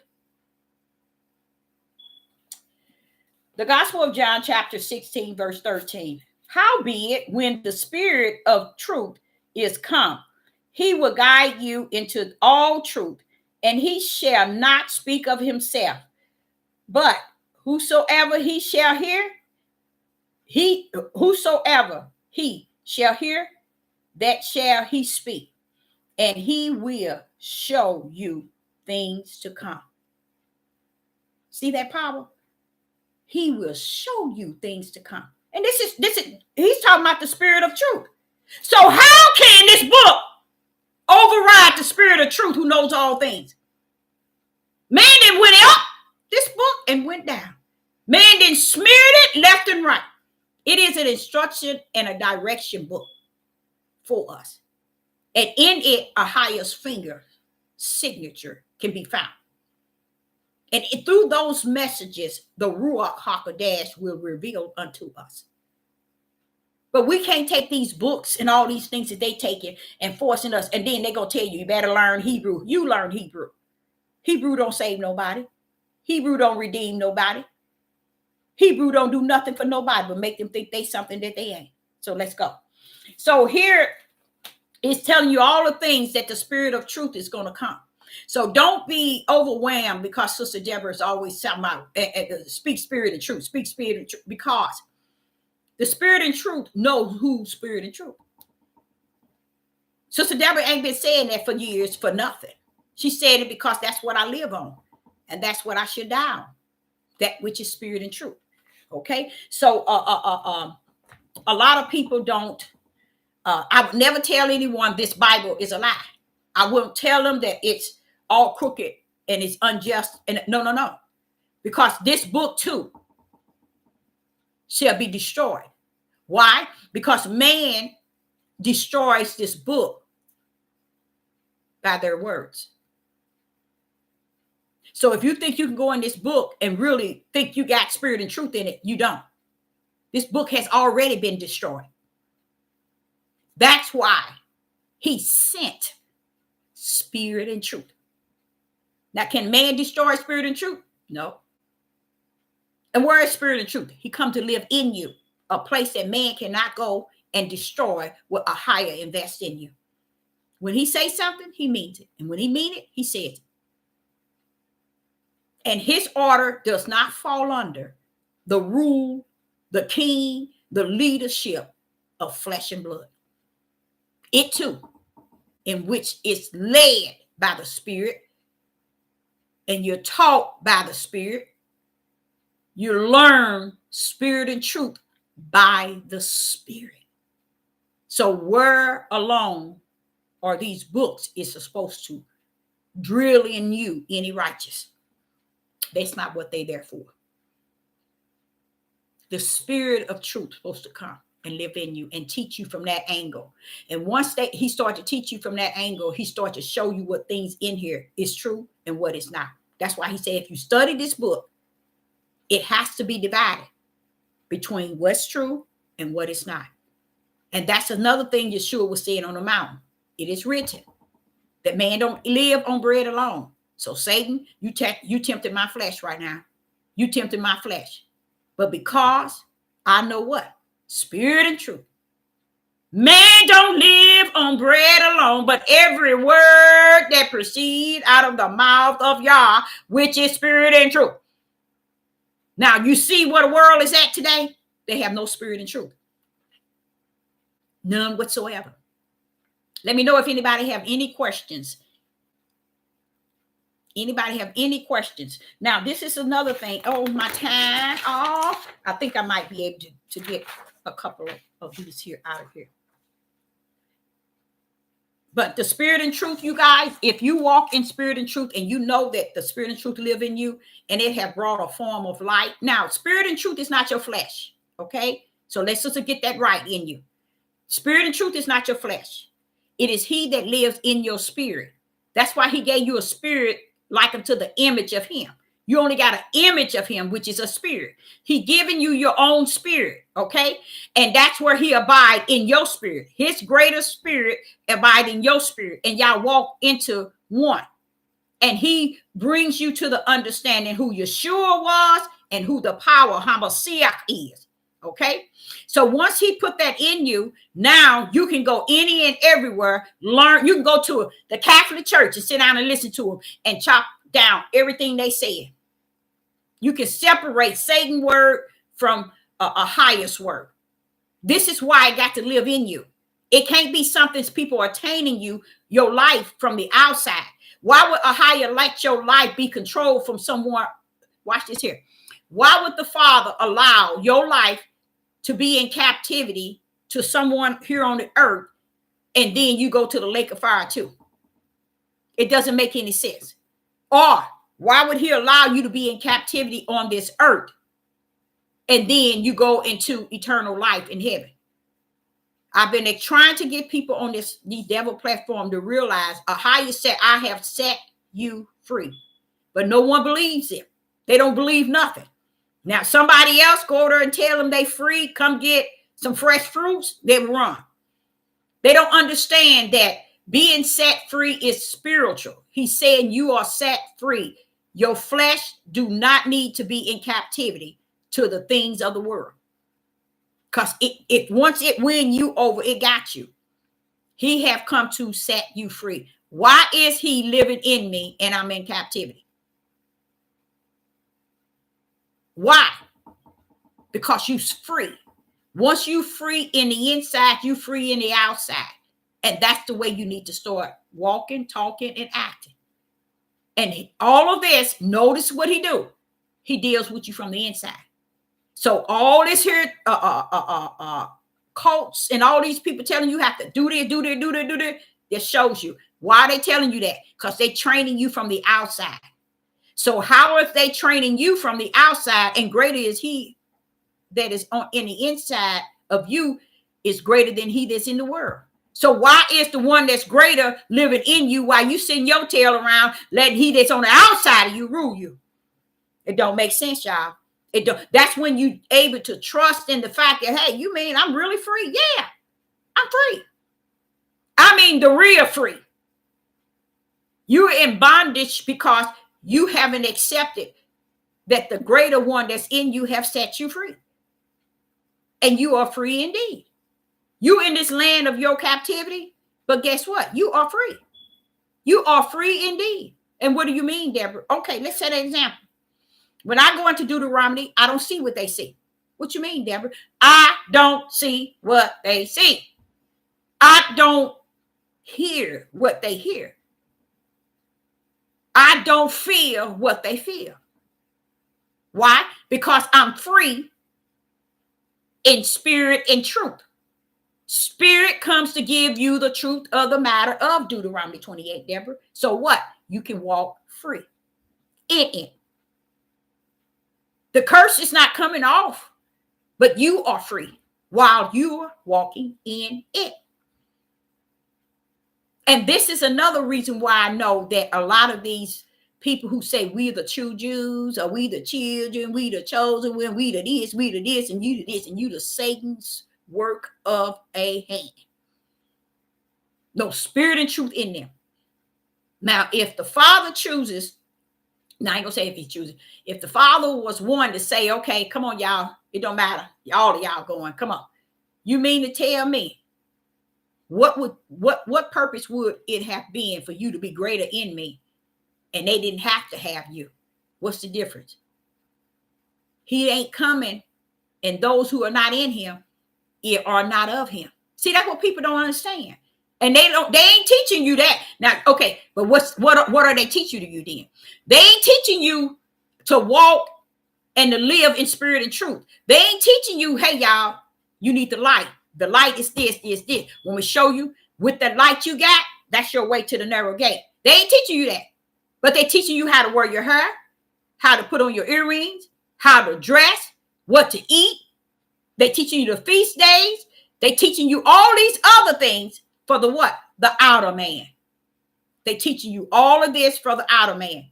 And they have no spiritual, none whatsoever in the inner man to walk upright with my Father at all. At all. The Father gave me I got a lot of them, but I think I'm going to cover that tomorrow. And it's about the power. And I want to show you how and why. And a lot of y'all might feel sad for a lot of people from this day on. You might feel, because you'll realize, wait a minute, Father, this is deep. This is just too deep, because people don't understand the power is Hamashiach. You cannot come through the back door in the basement window without knowing who Yeshua Hamashiach is. You don't know Yah without knowing who Hamashiach is. Did y'all know that? They can't. The spirit of the Ruach won't even come near you if you don't know who Yeshua HaMashiach is. Because the only one going to bring you, bring the spirit of Yah in you is HaMashiach, the power. And if you don't know that because you denied the power therein, you're out there.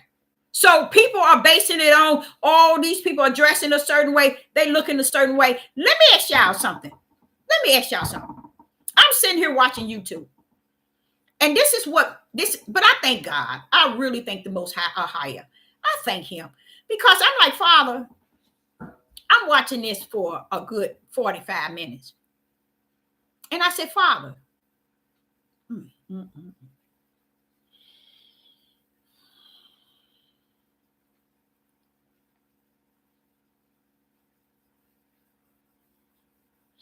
back in the 70s and the 80s, Yahweh, Y-A-H, Yahuwah, W-E-H, was a large organization. Much power, y'all. A lot of power. A lot of money. I mean, they probably had about 200,000 members, led by a black man. Why haven't anyone ever said anything about that? Did y'all, if you have time, look on YouTube and see that. And you will say, Deborah, how did you do that? How would you take that? Have y'all seen that? Y'all, I'm just so confused. I am so confused. I'm confused because I sit back and I say, Father, as much as I thank you for spirit and truth, it is a sad thing to be in the light and behold all this darkness. Because once you're in the light, you see things that you didn't even see before. You begin to see. So I want you, it's called Yahuwah. Yahweh. And it's a doc, what is it? Not a doc. It's telling you about this Hebrew Israelites that formed in 70, I think going into 80. Anybody that been in it that long and they sitting here trying to lead you today, you better run like you never knew how to run before. Don't ever entertain them people. That's why I say a lot.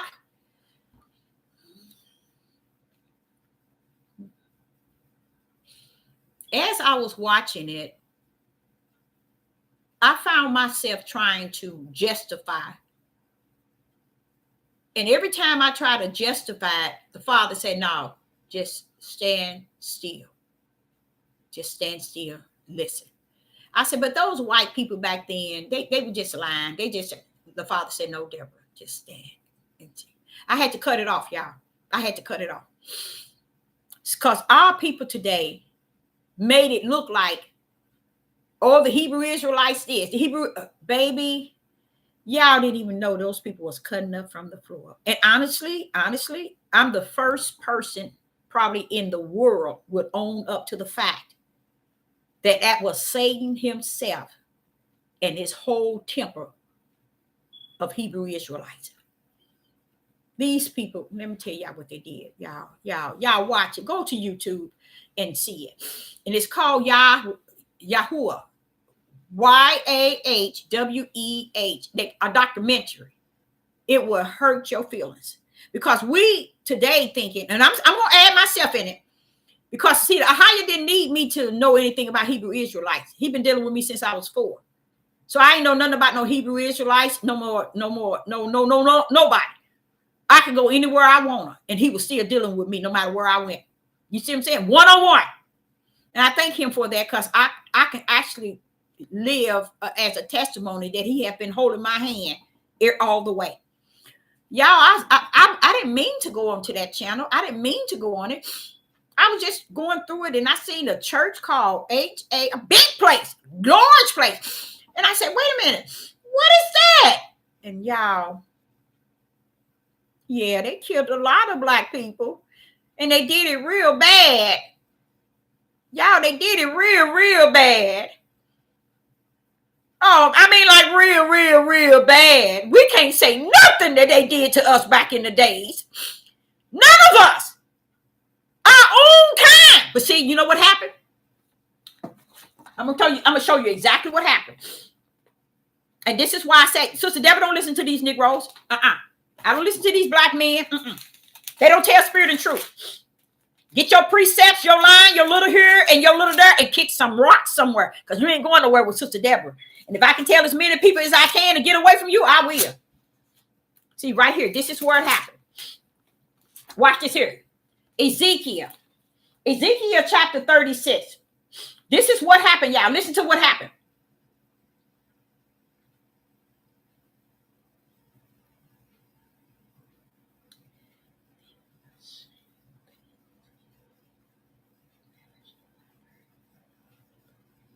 Listen to this. Ezekiel 36 and verse 16. He says, moreover, the word of Ahia came unto me, saying, this is Ezekiel. The word of Yah came to him. And this is what he said. He said unto me, saying, Son of man, when the house of Israel dwelled in their own land. people. They were wealthy. The richest land on the face of the earth. Ahiah has placed them right in Ezekiel 36 and verse 16. Ahiah had placed them into the land floating with milk and honey. This is in their own land, their own promised land. So a lot of people, I'm going to tell y'all something. Want me to tell you why I think they wrong? Let me tell you why they wrong. It's because these Negroes today, these men, they run around here and say, when Ahiah come to get us, to take us to the promised land, what he promised Abraham and Isaac and Jacob. Use a lie, use a lie, and use a lie and a lie. He been gave y'all the promised land. You've been on the promised land that he promised Abraham, Isaac, and Jacob. Stop lying. You've been on the promised land. He don't owe Abraham, Isaac, and Jacob nothing. He just doing it. So we out of line. He don't have to answer to them. He already answered and told them, I'm going to do this, and he have fulfilled it. Listen to this. Ezekiel chapter 36, verse 16. Moreover, the word of God came unto me, saying, Son of man, when the house of Israel dwelled in their own land, they defiled it by their own way, and their own doings. Nobody defiled their lands. Nobody did nothing to them. He said they was on their own land. Now watch this. That's the land floating with milk and honey. Watch this here.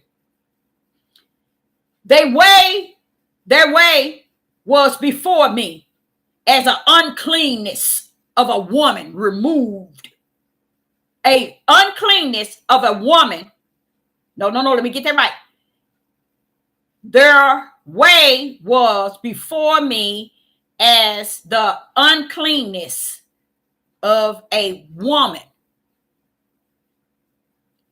Removed woman. Why is the woman being removed? Could any one of you all, if you can pull up Isaiah 36 and verse 17. Why is it the Father saw Israel, the whole house of Israel, like unto a uncleanness of a removed woman? Because when a woman come on her cycle, that's the worst kind of blood anybody needs to be around. So she has to be removed from among the people. She has to get away from the church when she on her cycle. So she has to be removed. And the Father gives that example that Israel was in a perfect good land, but he saw them like a woman, an uncleanness of a woman, of a removed woman. They were just that nasty. Now watch this here. Wherefore, he talking to Ezekiel, I poured out my fierce upon them for the blood that they had shed upon the land. There go blood again. And for their idols wherewith they had polluted it. So when y'all running around here acting a monkey, let me get y'all straight. You running your tails around here acting a monkey, talking about, oh, we going to the promised land. He come to get us out of this curse so we can go to the promised land. Don't forget, he already had you in the promised land. Each tribe had their own city, y'all. And guess what? The land was the richest land on the face of the earth, and the Father called it a land floating with milk and honey. Only the Father in heaven could do that. He put them on there, and they shed blood. He said, Deborah, they was killing each other left and right. Who you think you talking about? The men. And that's why I say they come out here now in the midnight hour trying to teach you. Sit your tail down somewhere.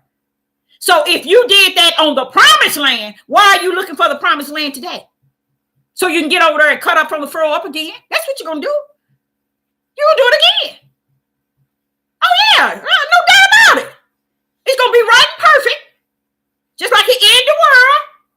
Noah and his three sons. The moment Noah's son got off that Ham, what did Ham do? Go lusting after his father. Baby, it don't go nowhere. So if you're thinking from 1 minute that you're going to get cleaned up here, not here, When you get to the promised land, he gonna clean you and give you a new name, and you gonna do. But baby, then that flesh kick in. You still on you down. You still down here on the world, on the earth with sin. You gonna cut up on the floor, and that's gonna be the separation. Something gonna take place over in that promised land, and I think there's a mystery about that. He ain't gave me the fullness, but I think there's gonna be something else, because he said you're gonna start to remember your shame. Wait a minute, Father, you're gonna clean them up, give them a new heart, you're gonna give them a new a name, you're gonna put yourself in them, and you mean to tell me you're gonna bring shame on them again? Yes, Deborah, so they can remember what they did. You see, Ahia ain't finished with you. So when your nasty tail trying to get over there to the promised land, you got to understand you were once in the promised land. And what did you do? So when he gave them a promised land and gave each tribe a whole city, maybe it might have been like a state to each tribe, and they was over there killing each other. Ahia said, Deborah, they was just like an unclean woman that needed to be removed. She's on her period for 7 days, and she up in the sanctuary. She should be off to herself, because that is nasty in the sight of Yah. And it should be, because it's cleaning all your organs out, flushing you out, a spiritual cleanse. And all that it is filthy. The worst blood any man or any woman would want to portray. That's why the odor is strong. It's worse. It's worse than a dead body. I ain't gonna say that. Let me not say that. But let me not say that. But he said that's what they were doing over in the promised land. So didn't he give them the promised land like he promised Abraham, Isaac, and Jacob? Yes, he did. But the ignorant men today still won't give him glory for it. They still won't give him praise. They still won't give him honor. They still run around here talking, yeah, he coming to get us because we the children, we the true Jews. He's coming to take us to the promised land. And baby, he ain't coming to take you. You better find out what took place before no, you don't better find out nothing. You ain't going to find out. Because if he ain't gave it to you now and we in the midnight hour, you ain't got it coming. You're going to live the way you want to live. So, honestly, you all don't get caught up in these different religions and these different cults and beliefs under the Hebrew Israelite. And I feel really sad that I mentioned to you about that place, because if you watch it, you're going to be sad for the rest of your life about the fact that you almost got caught up in all this Hebrew Israelite movement. And it really marks what Sister Deborah has been telling you all. Don't get caught up on these men. And these men standing up high right today, telling you a woman's supposed to be some mess up. You supposed to do that. Baby. Okay, y'all, watch the movie. The documentary of it. Watch it. Let me put it on here. This is, and see if you see it. And but only thing about it, you're gonna be moved by it, because you're gonna say, but Deborah, you're gonna say, you mean this thing started way back then? Yes. So let me explain what I said. So when you hear these heathens and these Gentiles saying that it is a cult and it is a what they call it, what's that word they call them? Come on, y'all, help me. You know that word they call it. Thank you. You know that word they call it, like ISIS, but terrorists. Yes, y'all. Yes, I'm on one agreement with them now. I never would have considered the Hebrew Israelite movement nor cult a terrorist, but it is. It is. Once you see that documentary and you see those people and what they were doing, you will say, no. How could that connect with the Father that you have come to know? That's what will mess you up. That will mess you up to see them. They are a cult. They are a terrorist. Let me tell you why. When you watch it, guess what it's telling you? Guess what it's telling you?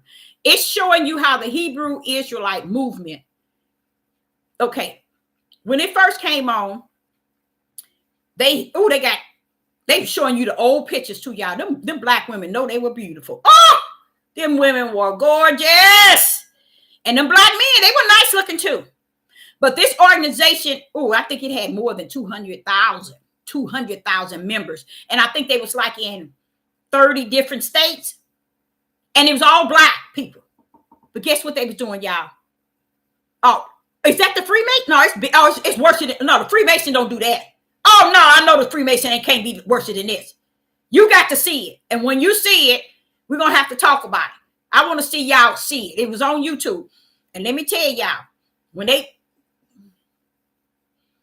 it's this one guy had just joined. And I think he had been there like 3 months. And he was just asking his leader some questions about it. And you know, they decided to take him.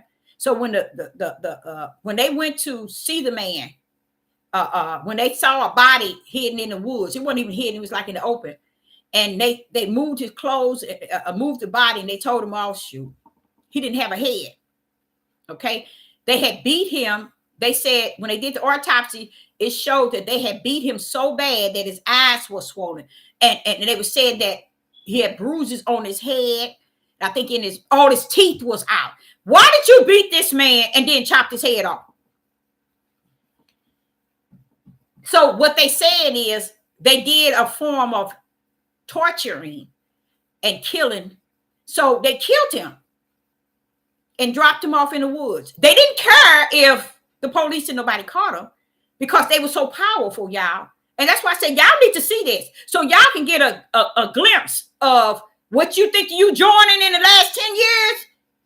You joining a cult, just like Sister Deborah been telling you, wicked and evil. Because if they are a branch of that mess.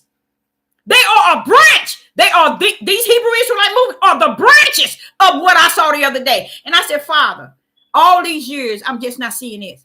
That would have helped me out. But the beauty of it is he was able to teach me by the Spirit. And I taught based on what he was teaching me from the Spirit, and it was matching what this cult. Remember, I used to always say this Hebrew Israelite is a movement and a cult. I always told people that. I said it's a total Jim Jones. Y'all got to go watch it. And they called them Hebrew Israelites. Yes. And they believed that they were the children of Abraham, Isaac, and Jacob, of Jacob's seed. All of that. But when you see it, it's going to hurt you. So when they found him, they seen a card of some keys that he had. And those keys, they traced the keys to these housing buildings. And they traced it and they opened up the key and they went into the house where he stayed. And then they saw all these nice, clean places where he was staying. And they saw different cards about the Hebrew Israelites. And so they said, well, okay, they didn't know very much about it. So that's why they've been getting away with killing the people. Nobody knew nothing about it. The white man didn't tamper with the black people religion. They didn't tamper with Hebrew Israelites. They didn't bother them. So today, when you hear the police say that they are, or the FBI said they are a organization that is an organization that is just like the KKK. I mean, y'all can run your mouth. You can say what you want, think what you want. Shut your mouth and go watch the movie. It's not even a movie. And these are actual pictures. Okay. So what happened is, they went to the other house of the other people that had theirs, and they had about 20 females and males. They all dressed in white, pure, clean white clothes. They had a head wrap. All of them had on white, women and men. They were beautiful. They looked gorgeous. And I felt so sad. I said, but Father, it looks so real. He said, it is, Deborah. It's showing you what they were then. And I said, those are the people too, ain't it? This wasn't acting. They weren't acting, y'all. This was true facts. And these people was in there and they were so scared. These men, no kids. It was 20, I don't know if it was that many, but I think it was about 20 men and 20 women. And I was so sad, felt sad for them because you can see the fear on them. Y'all, they were so scared. They didn't want to talk to the police because anybody that's seen at the police or the police around them or in there, they get murdered. But first they beat them to the pulp and then they murder them. Okay. So everyone, all of them got away. And then this one came and said, I like to come in and talk. He went in and talked. He said, yeah, they did it. They did it. And gave them some police some information. It wasn't him and her came back to their place and they went in the house. As soon as they got in the house, they believed in those Schaefers, those long knives those long knives that they call, what are they called? It says a chafe. I don't know. Those like in the jungle, you know, the big old knives. When they were reenacting it, they were showing you that the lady and the man, machete, yeah, they went into their house, and guess what they did?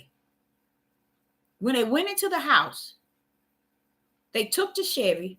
First, they shot the man a couple of times. Then they shot the woman, and then they took the Chevy and I think they chopped her on the side. So when the police got there, the man was dead, the woman was dying, and she finally made it through it. And she told them some information. And it is really sad when I see it, when you see the building and you see the way that they did the documentary, you can tell that this is Satanism. This is what you call a high level of evil amongst your people. And then when you see the Hebrew Israelites today, do not estimate that they are somebody representing your Father in heaven. Represent your Father in heaven from your inner man. And stop letting these people tell you they killed so many. Oh my God. They killed everybody, the cops. They gave the cops information. And even those who didn't even give the cops information, they killed them. They killed so many people. Then they told the men to go out and kill any old person or any white person, or elderlies, or anybody that they can kill them. So the men went out killing white people. Now, the thing about this here, that was so many years ago. I'm trying to figure out, I said, oh, that can't be real, that black people were doing stuff like that. But they mixed the original in the telling you the story, and they reenact, but they showing you, oh, you got to see it. You got to see it, and you should see it, because it'll bring you to a total different revelation about the Hebrew Israelites. And that's why now it makes sense to me where you see in these camps and how they teaching these camps to conduct themselves the way that they conducting themselves.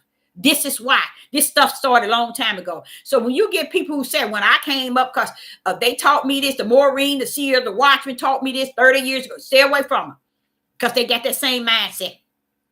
Same mindset. This is it. Here it is. They got the same mindset. It's Yahweh. They named it after. And that's why I say it's a sad thing that our Hebrew Israelite men come back today and use the same thing. I said no, but it's the same mind manipulation. They want to teach the women how to be slaves, wear your hair wrapped, wear your long dresses, no earrings, no makeup. You do what I say, stay under my feet. You're not supposed to speak. You're not supposed to look up. You're not supposed to do anything. It's a cult, baby. It's all set up from the floor up, and they're going to get in trouble for that. I'm talking about through the power of who Ahia is. So when they thinking that they escaping, when he take us out of Babylon, they're gonna think they're gonna escape, and he's not gonna let them be nowhere in the way of the directions toward us. You see, nowhere. They're gonna be there in Babylon to stay. That's why Sister Deborah used to say they're in his rectum, in her rectum of Babylon. They ain't going nowhere. They're too far up in there, and they can't see it. And I was thinking, this is what I was thinking also, you guys. I think of it like this. I say, if we are in the end days, look like people would meet somebody, be with them, have fun, y'all. Enjoy the little life that you have. If you already in your lane with Ahia, and you know he greater in you, and you know he giving you the light to see into all this nonsense and this darkness, walk there in him. He's not giving you that for you to be all uptight, displeased for people not knowing, because daddy don't know what I know and he don't accept, mama don't know what I know and she won't accept, oh, my wife don't know and he don't. Walk in that spirit and let what you walk in sanctify your husband, because he will see the light in you and desire to have that same bright light. Same thing with the husband. Walk in your righteousness, walk in your light, so when the wife see your light, she will see what's in you and would desire to be what you have, to have what you have in you. But walk in this thing, y'all. Walk in this thing. I ain't talking about running your mouth in it. You talk when you know you walking in spirit and truth. You talk when you know that you have the light. You walk when you know, you talk and you walk in it when you know you think you got the light, the way to the narrow gate. And to know that he is greater in you than he is in the world. And don't let the world tell you anything different. So I'm so excited about you all seeing that thing, and tell me if it's not true. I had to get off of it, y'all. I'm gonna tell you the truth, because I ain't never seen, and I'm just amazed. And I said, why ain't the Hebrew Israelites brought that up? That thing been going on. This thing been going. This Hebrew Israelites ain't no new awakening. They lied to y'all. They lied to y'all. And that's why you got some of those that's over in Africa, that different groups that stays out on the borders and out far out, they're still practicing the Torah and practicing the ways. But see, you can practice the Torah, you can practice the ways of Torah, but if you don't have that Ruach HaKodesh, which only Yeshua HaMashiach can give you, I don't care what you practice. And that's another thing our Black people don't understand, that it ain't about how you practicing the law of the flesh, the commandments of the flesh, the law of the flesh. It's where you living in the spirit. That's what's going to get them.